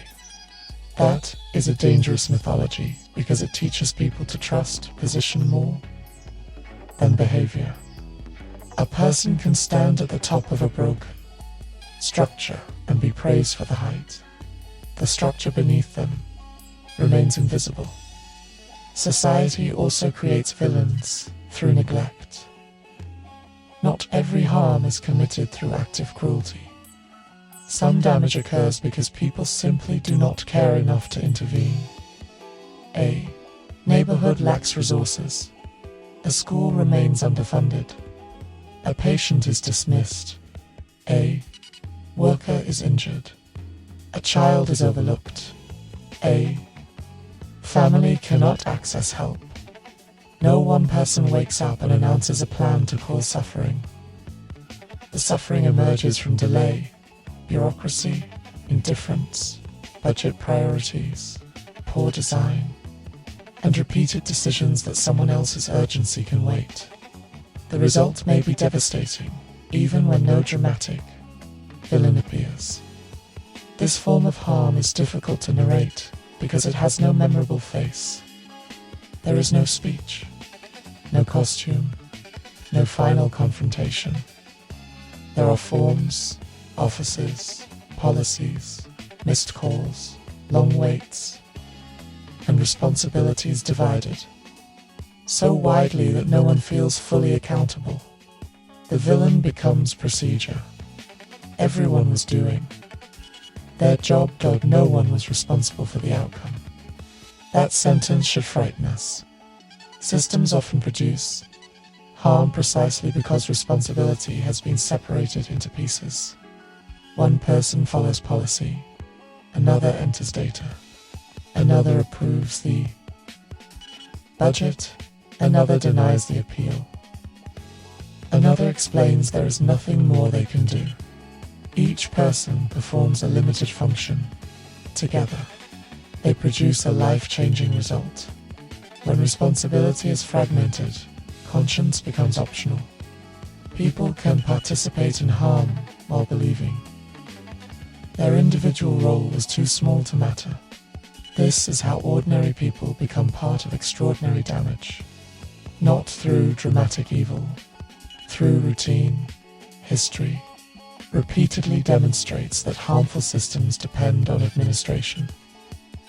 Someone schedules, someone records, someone transports, someone signs, someone remains polite. The scale of the outcome can hide behind the smallness of each task. We tend to imagine villains as people, driven by hatred. Many harmful systems are maintained by people, driven by convenience. Convenience is less frightening than hatred, but it may be more common. Convenience says the situation is unfortunate, but complicated. Convenience says this is not the right time. Convenience says the process must be respected. Convenience says someone else will make the difficult decision. Convenience allows harm to continue without requiring anyone to feel cruel. The real villain might be indifference, disguised as neutrality. Neutrality can be valuable when facts are uncertain or conflict requires mediation. But neutrality becomes dangerous when power is radically unequal. Refusing to take a side between the person causing harm and the person absorbing it does not create balance. It often preserves the existing arrangement. The powerful can continue. The vulnerable must continue enduring. Society likes neutrality because it feels civilized. It avoids discomfort. It protects relationships. It allows the observer to appear reasonable. But there are moments when reasonableness becomes cowardice with excellent manners. The challenge is knowing which moment we are in. That requires attention, context, evidence, and moral courage. It requires more than reacting to whoever appears most emotional. People experiencing harm may not present calmly. They may be angry, exhausted, inconsistent, frightened, or unable to explain the situation elegantly. Society often trusts the person who remains composed. Composure can reflect honesty. It can also reflect control. The person with greater power has had more time to prepare the explanation. They may understand the system, the language, the expectations, and the consequences. The harmed person may be speaking from inside the impact. Presentation is not proof. Yet, society regularly rewards the better performance. This returns us to one of the episode's central tensions. We are attracted to confidence, fluency, style, humor, and control. Those qualities help us navigate stories, but they can also interfere with judgment. A convincing person is not automatically a truthful person. An awkward person is not automatically dishonest. A calm institution is not automatically fair. A chaotic accusation is not automatically false. The real villain might be our preference for the version of truth that is easiest to consume. Complex truth is exhausting. It contains contradictions. It may implicate people we like. It may reveal harm without providing an obvious punishment. It may require us to change our own behavior instead of simply condemning someone else's. Simple stories are easier. The hero is good. The villain is bad. The crowd is innocent. The system is neutral. The ending restores order. Real life rarely offers that arrangement. The crowd may have cheered. The system may have rewarded the behavior. The hero may have benefited from the same structure.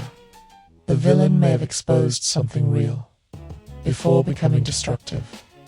Order may have been the original problem. This is why society often resists complicated narratives. Complexity threatens identity.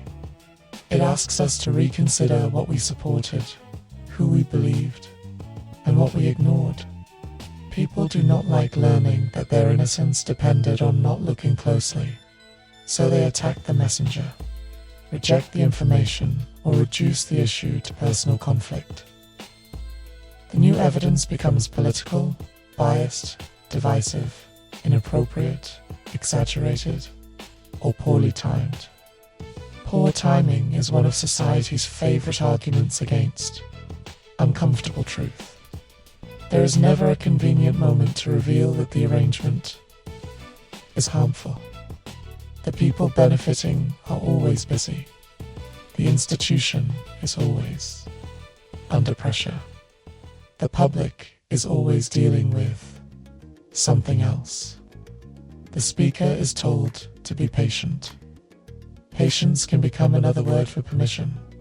This does not mean every accusation is correct or every disruption is wise. False claims exist.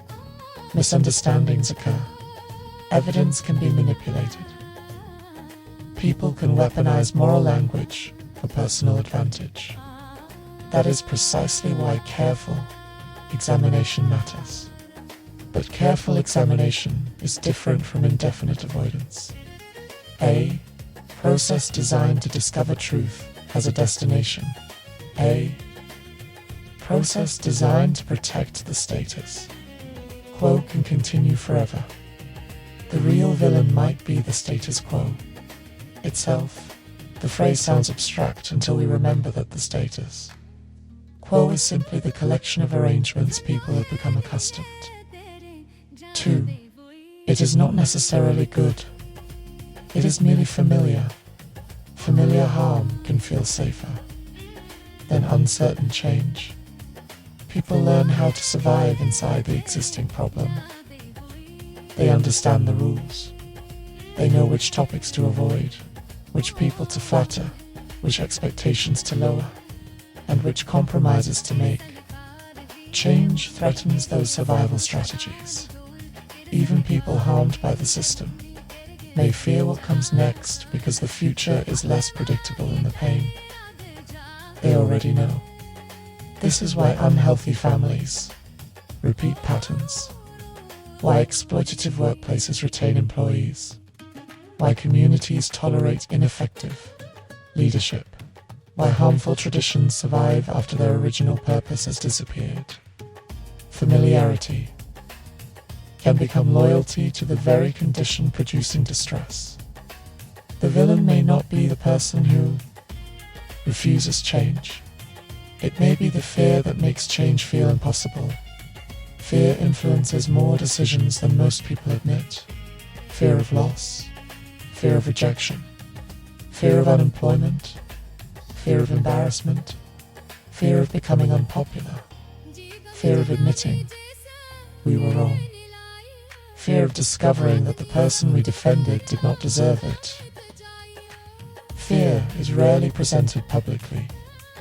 As fear, it appears as principle, it appears as tradition, it appears as caution, it appears as common sense, it appears as concern for stability.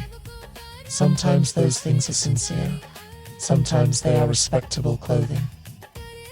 Placed over panic, society is exceptionally skilled at converting emotional discomfort into moral argument. We do not say change frightens us. We say change is irresponsible. We do not say another group's freedom threatens our identity. We say society is losing its values. We do not say we fear competition. We say standards are declining. The language elevates the feeling. The feeling still drives the decision. Perhaps the real villain is not fear itself, but our refusal to name it. Named fear can be examined. Unnamed fear governs from the shadows. Once, fear becomes public policy, family tradition, workplace culture, or social expectation. People may forget it began as an emotion. It becomes the way things are done, and anyone challenging it appears dangerous. The challenger becomes the villain because they force the hidden fear into view. This pattern helps explain why societies often punish truth-tellers before eventually celebrating them. The truth-teller interrupts emotional comfort. They expose contradiction. They force people to choose between identity and evidence. At first, that feels like aggression. Later, after the culture changes, the same message is remembered as courage. The delay between rejection and recognition can last years, decades, or generations.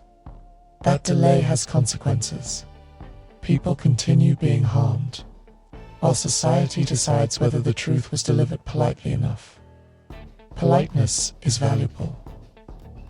It allows people to remain in conversation. But politeness can also become a standard imposed, more heavily on those with less power. The harmed person is expected to remain calm.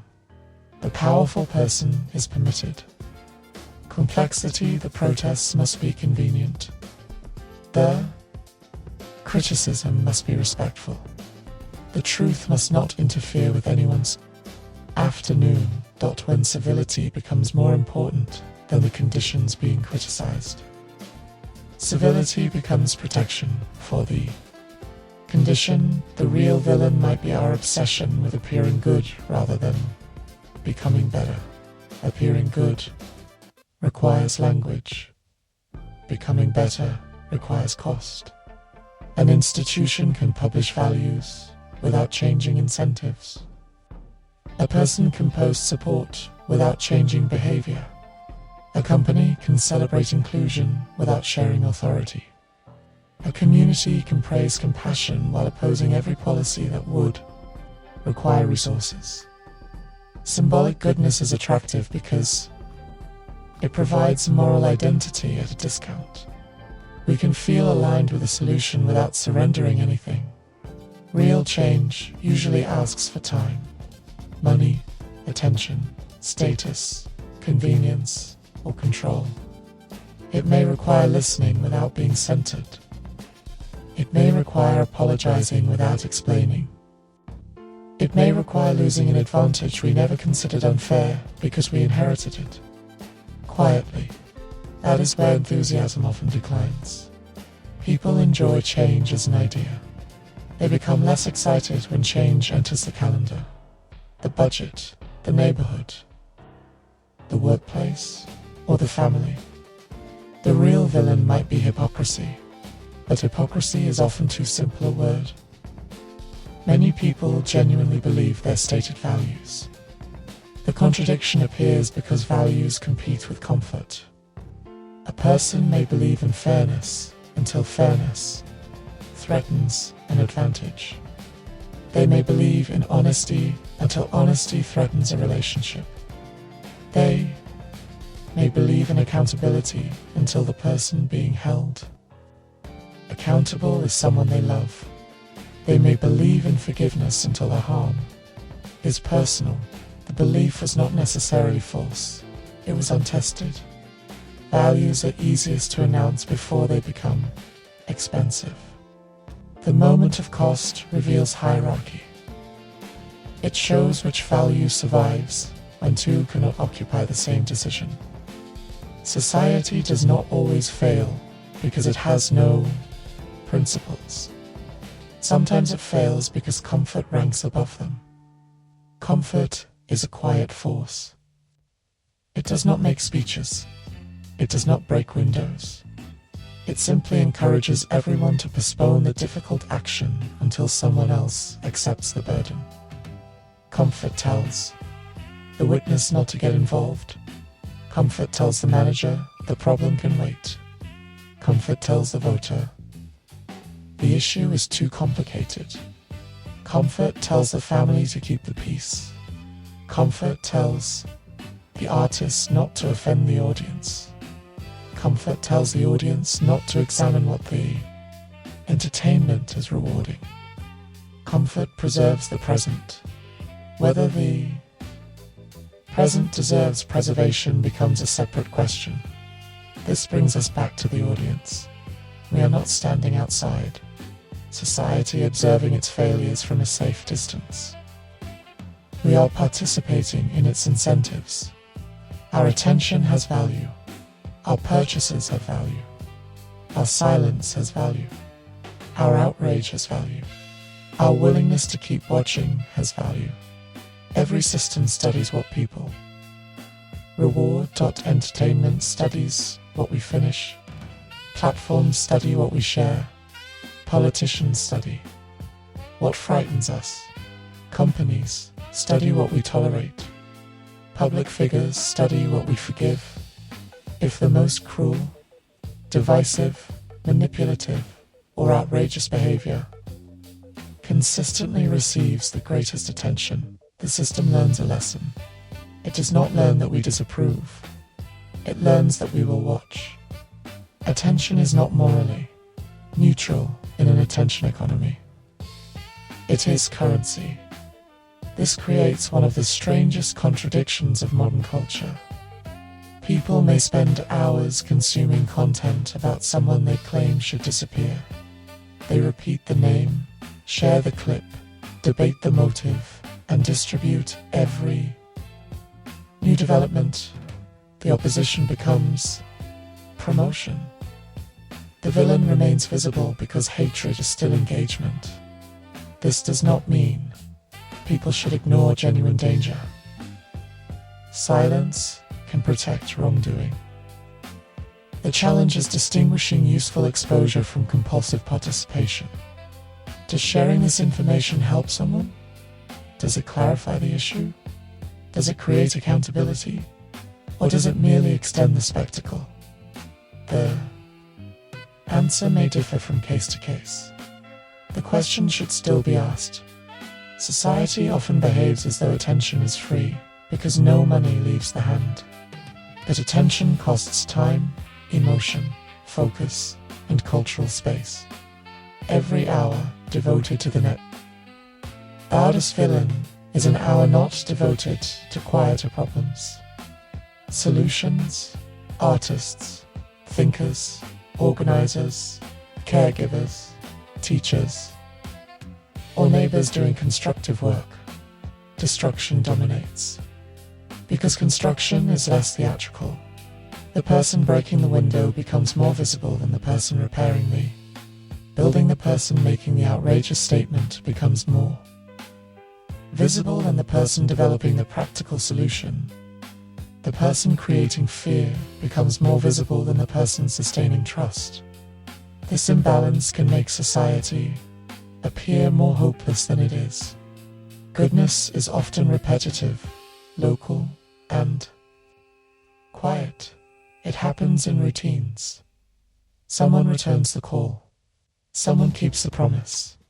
Someone notices the person being excluded. Someone tells the truth in a room where lying would be easier. Someone changes a policy. Someone gives credit. Someone stays patient. These actions rarely trend. They still hold society together. Perhaps one reason villain stories dominate is that maintenance does not look heroic. Preventing harm produces no dramatic footage. A bridge that does not collapse receives little attention. A conflict resolved privately never becomes contempt. A child supported early may never become a crisis. Success often looks like nothing happened. Failure announces itself. This can distort public priorities. Resources flow toward visible disaster, while prevention remains underfunded. People respond once the problem becomes dramatic enough to justify attention. The villain may be crisis culture itself, a habit of waiting until harm becomes spectacular before deciding it matters. By then, the intervention costs more, the damage is deeper, the choices are worse. The public asks how the situation became so severe, even though smaller warnings were present for years. Those warnings were not dramatic enough. We ignored the whisper and demanded the explosion. This is not merely an institutional problem. Individuals do it too. We ignore fatigue until illness arrives. We ignore resentment until the relationship collapses. We ignore debt until the emergency. We ignore grief until the body begins carrying it. Human beings are often more responsive to pain than prevention. The villain becomes visible only after the pattern has matured. Then we describe the outcome as sudden. Maybe the real villain is not one person, one system, one emotion, or one cultural habit. Maybe it is the combination. Fear creates the demand. Power creates the opportunity. Silence creates protection. Attention creates reward. Comfort delays change. Distance reduces empathy. Repetition creates normality. By the time the villain appears, fully formed society may have participated in every stage of the construction. That does not erase individual responsibility. The person still made decisions. They still crossed boundaries, caused harm, and pursued power. But focusing only on the individual can prevent us from seeing the assembly line. Who taught the behavior? Who rewarded it? Who defended it? Who benefited? Who knew? Who remained silent? Who loved? Who paid? Who watched? Those questions widen the frame without dissolving accountability. They remind us that responsibility can be shared without becoming equal.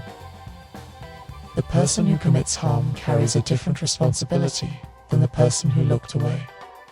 The person who designed the system carries a different responsibility than the person trapped within it. But difference does not mean absence. Everyone may not be guilty of the same thing. Everyone may still be part of the story. This is where the word society becomes dangerous if used too vaguely. Society can become another faceless villain, allowing individuals to avoid responsibility. People say society did this, culture did that, the system failed, the internet decided. Those statements may be true, but they can also hide the verbs. A person approved the policy. A person made the joke. A person declined the request. A person chose not to intervene. A person clicked. Share.systems act through people. Culture survives through repetition. Society is not somewhere else. That may be the most uncomfortable realization. In the entire discussion, we are all capable of becoming the crowd. We are all capable of protecting the familiar. We are all capable of enjoying punishment more than repair. We are all capable of giving our favorite person more context than our least favorite person. We are all capable of confusing our perspective with reality. The point is not to declare everyone a villain. That would be another form of simplification. The point is to recognize capacity. Human beings do not divide neatly into those who create harm and those who never could. Circumstances matter. Incentives matter. Fear matters. Group approval matters. Power matters. The same person may act courageously in one situation and remain silent in another. Character is real, but character is tested through context. People often believe they would have resisted the harmful crowd in another era. They imagine themselves challenging the ruler, protecting the outsider, exposing the institution, or refusing the order. Perhaps they would have, but history is easier to judge after the social cost has disappeared. The better question is not what we believe we would have done then. It is what we are willing to do now when the outcome is uncertain. The group disagrees. The person being defended is unpopular. And courage may actually cost something. That question does not produce an easy answer. It produces attention. Maybe that is what this segment is asking. For not guilt, not cynicism, and not the collapse of all moral distinction. Attention, attention to what we reward, attention to what we excuse, attention to which people receive complexity, attention to which suffering becomes spectacle, attention to the distance between what we claim to value and what our behavior sustains. The real villain might be society. The real villain might be the system. The real villain might be fear, indifference, comfort, spectacle, power, or silence. Or the real villain might be the moment each of us decides our individual contribution is too small to matter. Because that is how large things are built, quietly, collectively, one reasonable decision at a time. So here we are. We began with what seemed like a fairly innocent question. Why do we root for the bad guy? Somehow, that question led us through psychology, history, storytelling, trauma, power, accountability, identity, culture, institutions, public humiliation, fear, ambition, loyalty, comfort, and the complicated human habit of seeing ourselves as innocent observers inside systems we are actively helping to maintain. That is the thing about a useful question. It rarely stays where you put it. You begin by examining a fictional villain and eventually discover that the character was only an entrance. The real subject was always human nature, including our attraction to confidence, our fascination with rule-breaking, our desire to understand pain, our willingness to forgive charisma more quickly than awkwardness, and our tendency to protect the people who entertain us, represent us, resemble us, or give language to emotions we do not know how to express ourselves. None of that means we are secretly terrible people. It means we are unfinished people whose judgment is influenced by emotion, familiarity, storytelling, fear, memory, desire, and the quality of the presentation. We do not experience the world as neutral machines, calmly processing evidence. We experience it as human beings carrying entire personal histories into every room. We do not simply watch the story.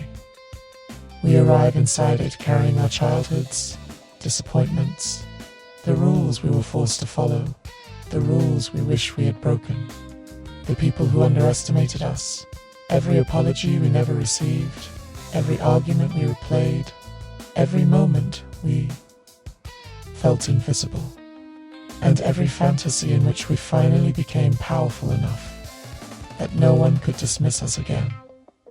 Then the villain walks onto the screen and says something familiar. It may not be something good, but it is something familiar.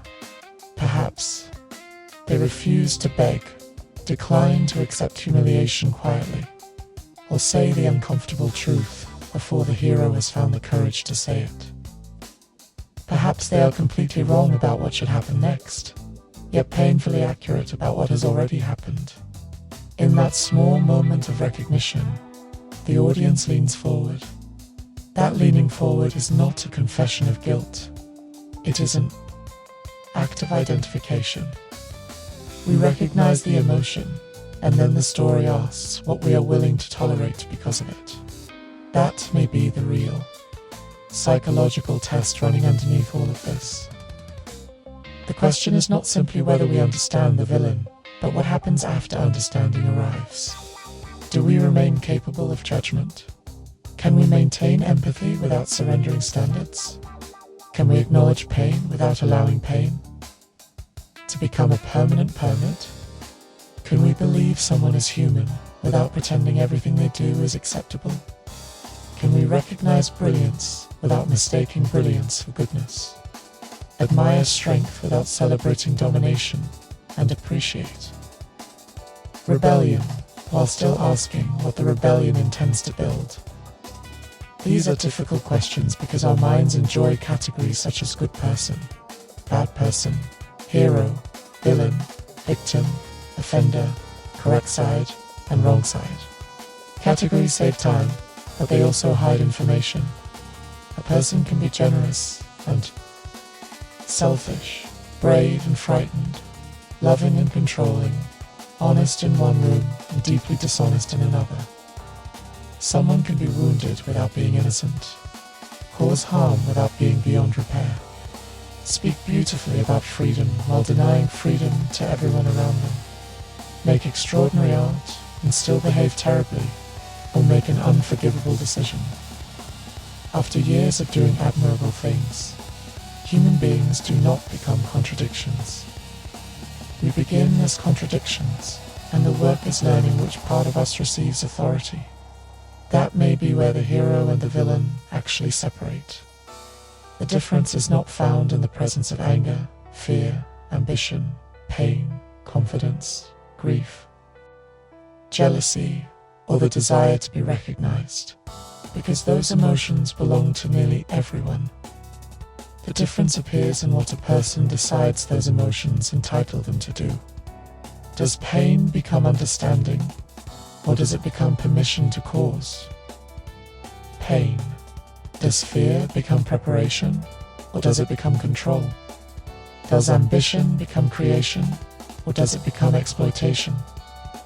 Does confidence create room for other people, or does it require everyone else to become smaller? Does intelligence become service, or does it become manipulation? Does rebellion produce freedom, or does it simply replace the old authority with a new face? That line is not always dramatic. Most of the time, it appears inside small decisions, such as whether to tell the truth when the lie would work, give credit when no one would notice if we kept it, apologize without attaching a defense, stop speaking long enough to understand what someone else is trying to say, use influence to open a door instead of guarding it, repair the harm privately, rather than performing regret publicly, or walk away from a profitable arrangement, because the cost is being paid by someone with less power. The world may celebrate the dramatic act, but character is usually built through repetition, through quiet and unrecorded decisions, made before an audience arrives. that thought matters deeply to what we are building here. At WDMATION Media, we are not attempting to construct a creative business by pretending that business is separate from the human being operating it. The music, podcast, visuals, stories, strategy, licensing, branding, audience, family, future, and the person sitting alone in the studio trying to decide what the next move should be are all connected. Every part affects the others. There is no clean separation between the creator and the life the creator is living. A song may begin as a business asset and become an emotional document. A podcast episode may begin as content and become a conversation that changes the person recording it. A brand may begin as a logo and eventually become a record of values. A company may begin as a legal structure and slowly become a public expression of what its owner believes deserves to exist in the world. That is why this journey cannot be reduced to numbers, even though the numbers matter. Streams, followers, licensing opportunities, revenue, ownership, metadata, registration, contracts, and distribution all matter. The business side is not an embarrassment attached to the art. It is the structure that gives the art a chance to survive beyond the moment of creation. But structure without purpose becomes another machine. The goal cannot be growth at any cost. The goal is growth that leaves the human being intact. Growth that supports the family instead of consuming it.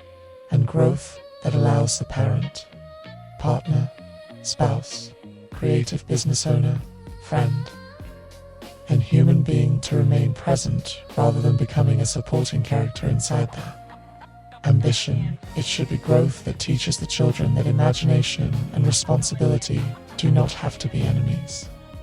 Growth that proves art can be bold without becoming careless, and growth that allows a person to prepare for the future without abandoning the people standing beside them in the present. That balance is difficult.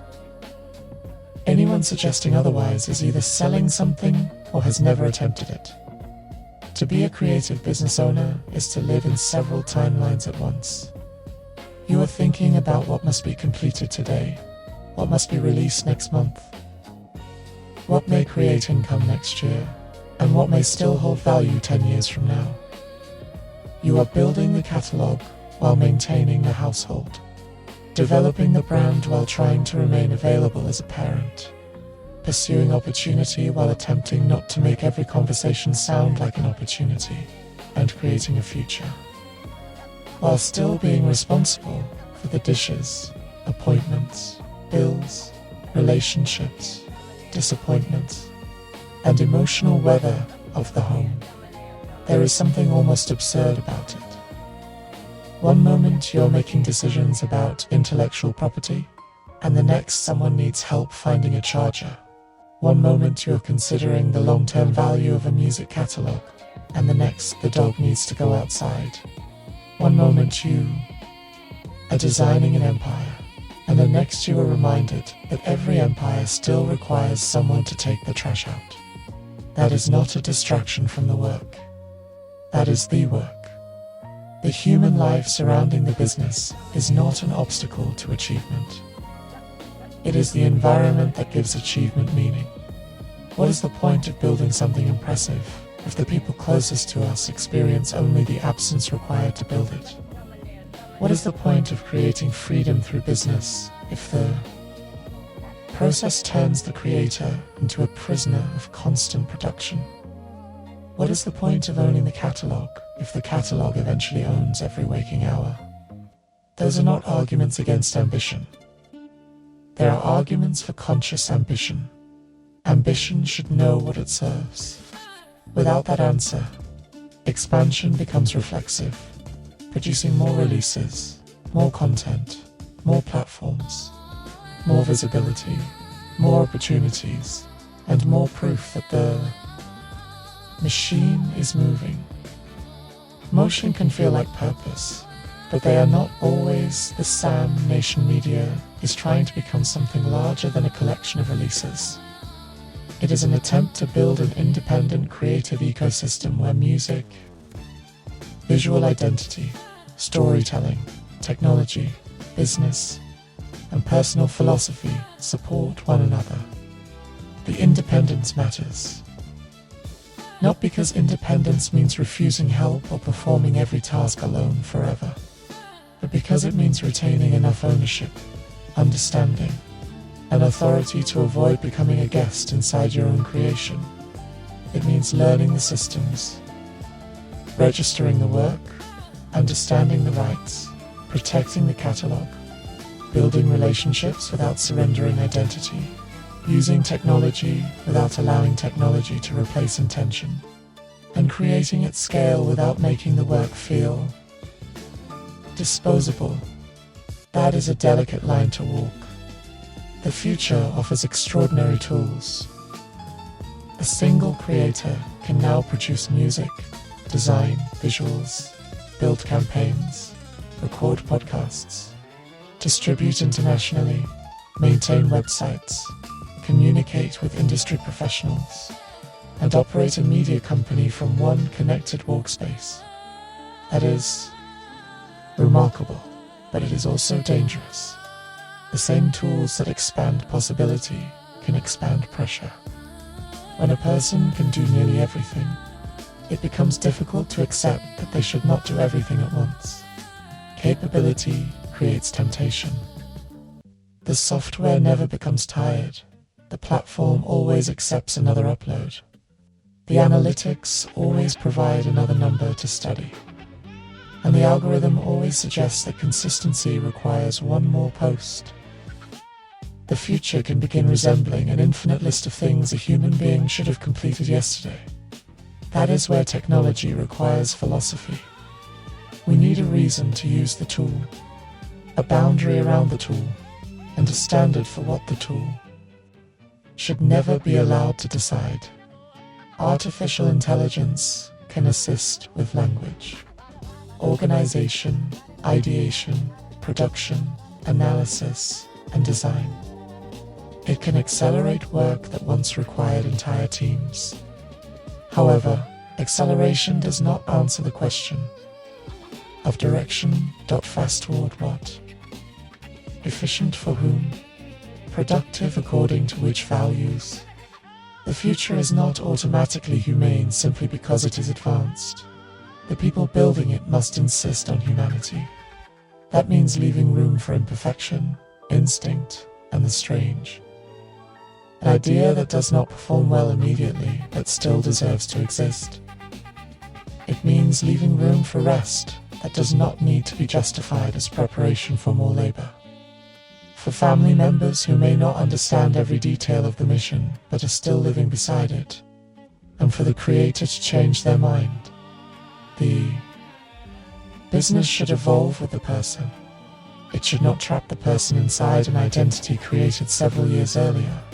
A brand can become another kind of villain when it demands a permanent performance. The audience expects the same tone. The platform expects the same format. The industry expects a recognizable product, and the creator begins repeating what worked because experimentation threatens the pattern. Soon, the brand that was designed to express freedom becomes a set of instructions limiting it. That is why WDM Nation Media must remain broad enough to grow. Music can become storytelling. Storytelling can become conversation. Conversation can become education. Education can become community.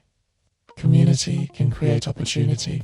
Opportunity can produce revenue, and revenue can fund more experimentation. That is an ecosystem, not a straight line. The work feeds itself, but it should also feed the life around it. The long-term goal is not simply to be seen. Visibility is useful, but visibility without connection is temporary. The goal is to create work with enough identity that people recognize the world it comes from. A think Tim record should feel connected to a think Tim idea. A Willa May observation should feel as though it belongs inside the larger philosophy. A Why Make Music episode should give the listener something more than promotion. It should offer perspective. The audience should leave with a new question, phrase, idea, or way of looking at something they believed they already understood. That may be one of the clearest differences between content and contribution. Content occupies time, while contribution changes something. Perhaps only slightly, and perhaps only for one person. But something moves. This episode asks us to move beyond the easiest version of moral judgment. It asks us to admit that villains can be compelling without being correct. Heroes can be admirable without being complete. Society can produce harm without every participant consciously choosing cruelty. An explanation can be true without becoming an excuse. Accountability can be necessary without requiring humiliation. And compassion can remain present without taking control of the entire verdict. It also asks us to examine our own position, not from guilt, because guilt is often a short-lived emotion centered on the person feeling it, but from responsibility. Responsibility asks what happens next. What will we reward? What will we refuse to normalize? What behavior will we stop calling brilliance simply because it produces results? What type of success are we actually trying to build? What will our children learn by watching how we pursue it? Will they learn that creation requires self-destruction? That love receives whatever energy remains after ambition is finished? Or that winning excuses cruelty? Or will they see that discipline can coexist with kindness? Ownership can coexist with partnership. Boldness can coexist with reflection. And a person can take their vision seriously without treating everyone else's needs as interference. Those questions are not answered through one dramatic choice. They are answered through atmosphere, through the tone of the home, whether promises are kept, whether work is allowed to stop, whether success produces generosity or only greater appetite, and whether the people closest to the creator feel included. In the future being built, the future is always presented as something waiting ahead of us. In reality, we are already constructing it. Every routine is a vote. Every habit is a design decision. Every piece of work teaches the audience what to expect. Every business practice teaches collaborators how they will be treated. Every family decision teaches the household what matters most. And every compromise reveals which value currently ranks highest. That can sound heavy, but it does not have to become paralyzing. Human beings require room to fail. The goal is not flawless balance, because balance is not a permanent condition. It is an ongoing correction. Some weeks the business will require more, and some days the family will require everything. Sometimes the creative work will flow easily, while at other times a single paragraph will require an unreasonable amount of energy. Sometimes we will handle everything with patience, and sometimes we will become the difficult person in the room. The question is not whether we will ever drift. We will. The question is whether we are willing to notice, adjust, apologize, repair, and continue. That willingness may be the most realistic form of goodness available to us. It is not purity, it is responsiveness. The villain cannot admit they have become the problem because their identity depends on always being justified. The growing human being can stop and acknowledge that something is not working, that they were wrong, caused harm, became too focused, stopped listening, confused movement with progress, defended something because it belonged to them, or gave themselves context while giving someone else a label. that recognition does not make a person weak. It makes change possible. Perhaps that is William May's final psychoanalysis of the matter.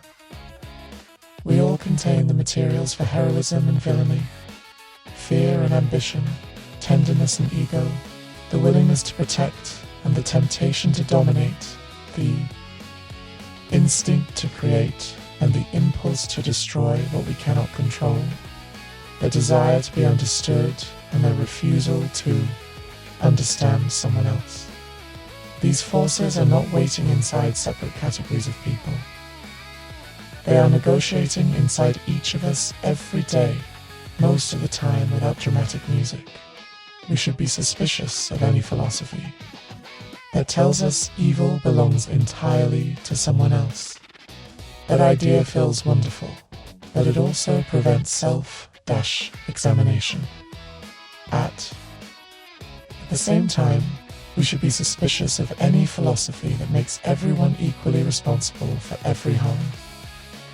Power matters, choice matters, intention matters, and access matters. The person causing harm is not identical to the person attempting to survive it. Complexity should sharpen responsibility, not dissolve it. The goal is not to become so sophisticated that we lose the ability to say something is wrong. The goal is to understand enough to respond wisely, to know when compassion is necessary and when distance is necessary, when forgiveness may help and when forgiveness is being demanded by someone who has not changed, when a relationship can be repaired and when the healthiest act is leaving, when a person needs support and when a person needs consequences, when the system needs reform instead of another statement, when the audience should look away and when the audience must refuse. To look away, there is no single answer that fits every story. That is why discernment matters. Discernment is slower than outrage, less glamorous than certainty, and more demanding than choosing a side and repeating whatever that side has already decided. However, discernment is how we remain human while facing behavior that tempts us to abandon humanity. That may be the line. WDM Nation Media is trying to walk in everything it creates. We want to be bold without becoming careless, independent without becoming isolated, productive without becoming mechanical, ambitious without becoming consumed, future-facing without becoming detached from the present, entertaining without becoming empty, intelligent without becoming inaccessible, and emotionally honest without turning every wound into public theatre. We want the work to have an edge, but an edge should cut through confusion rather than simply cut people. We want to create music that moves, stories that remain, conversations that challenge, visuals that build a world, business structures that protect the work, relationships that open possibilities, and a catalogue capable of outliving the immediate moment. Somewhere inside all of that, we are still trying to remain a creative business. Owner, parent, partner, spouse, friend, neighbor, and human being with limits, fears, responsibilities, and a future that cannot be measured entirely through analytics. Perhaps success is not proving that one person can do everything. Perhaps success is building something meaningful without losing the ability to recognize what already matters. That does not require shrinking the dream. It requires making the dream large enough to include a life, a real life rather than merely the polished version, an unfinished life with interruptions and doubt, where progress and fatigue occasionally sit beside each other, and where the future is being built by a person who is still learning how to live in the present. After all this talk of villains, heroes, systems, audiences, trauma, power, and responsibility, perhaps we do not need a final verdict. Perhaps we need a final practice. Pay attention to the story being told, to who receives complete humanity inside it, to the people being reduced to symbols, to the behavior hidden beneath charm, to the truth hidden beneath an uncomfortable delivery, to what your anger is trying to protect, to what your admiration is encouraging you to ignore, and to the future you are building while you are busy describing the future you want. When you discover that you have been wrong, do not waste too much time defending the person you were before the new information arrived. Use the information, adjust, and grow. That is not defeat. That is the work. Maybe there are no permanent heroes, and perhaps no one exists entirely outside the possibility of becoming harmful. Maybe heroism is simply the repeated decision to remain responsible for what we are becoming. Perhaps the most dangerous. Villain is the version of ourselves that no longer believes it needs to change. This has been Why Make Music, AW. DM Nation Media Presentation. I am Willa May, reminding you that the future is not something that happens to us. It is something we practice becoming. Take care of the work, take care of the people, and take care of the human being responsible for both peace and be wild. Have you ever felt they're calling you in? A choice, a decision. Did you question it or just give in? No rewrite, no revision.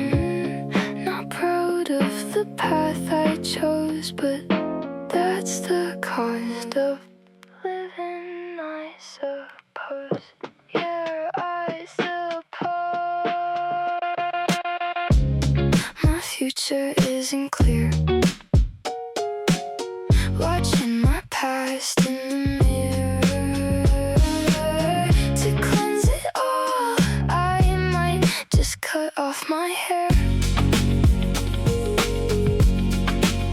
To my knees I fall, and I ask if the devil may care.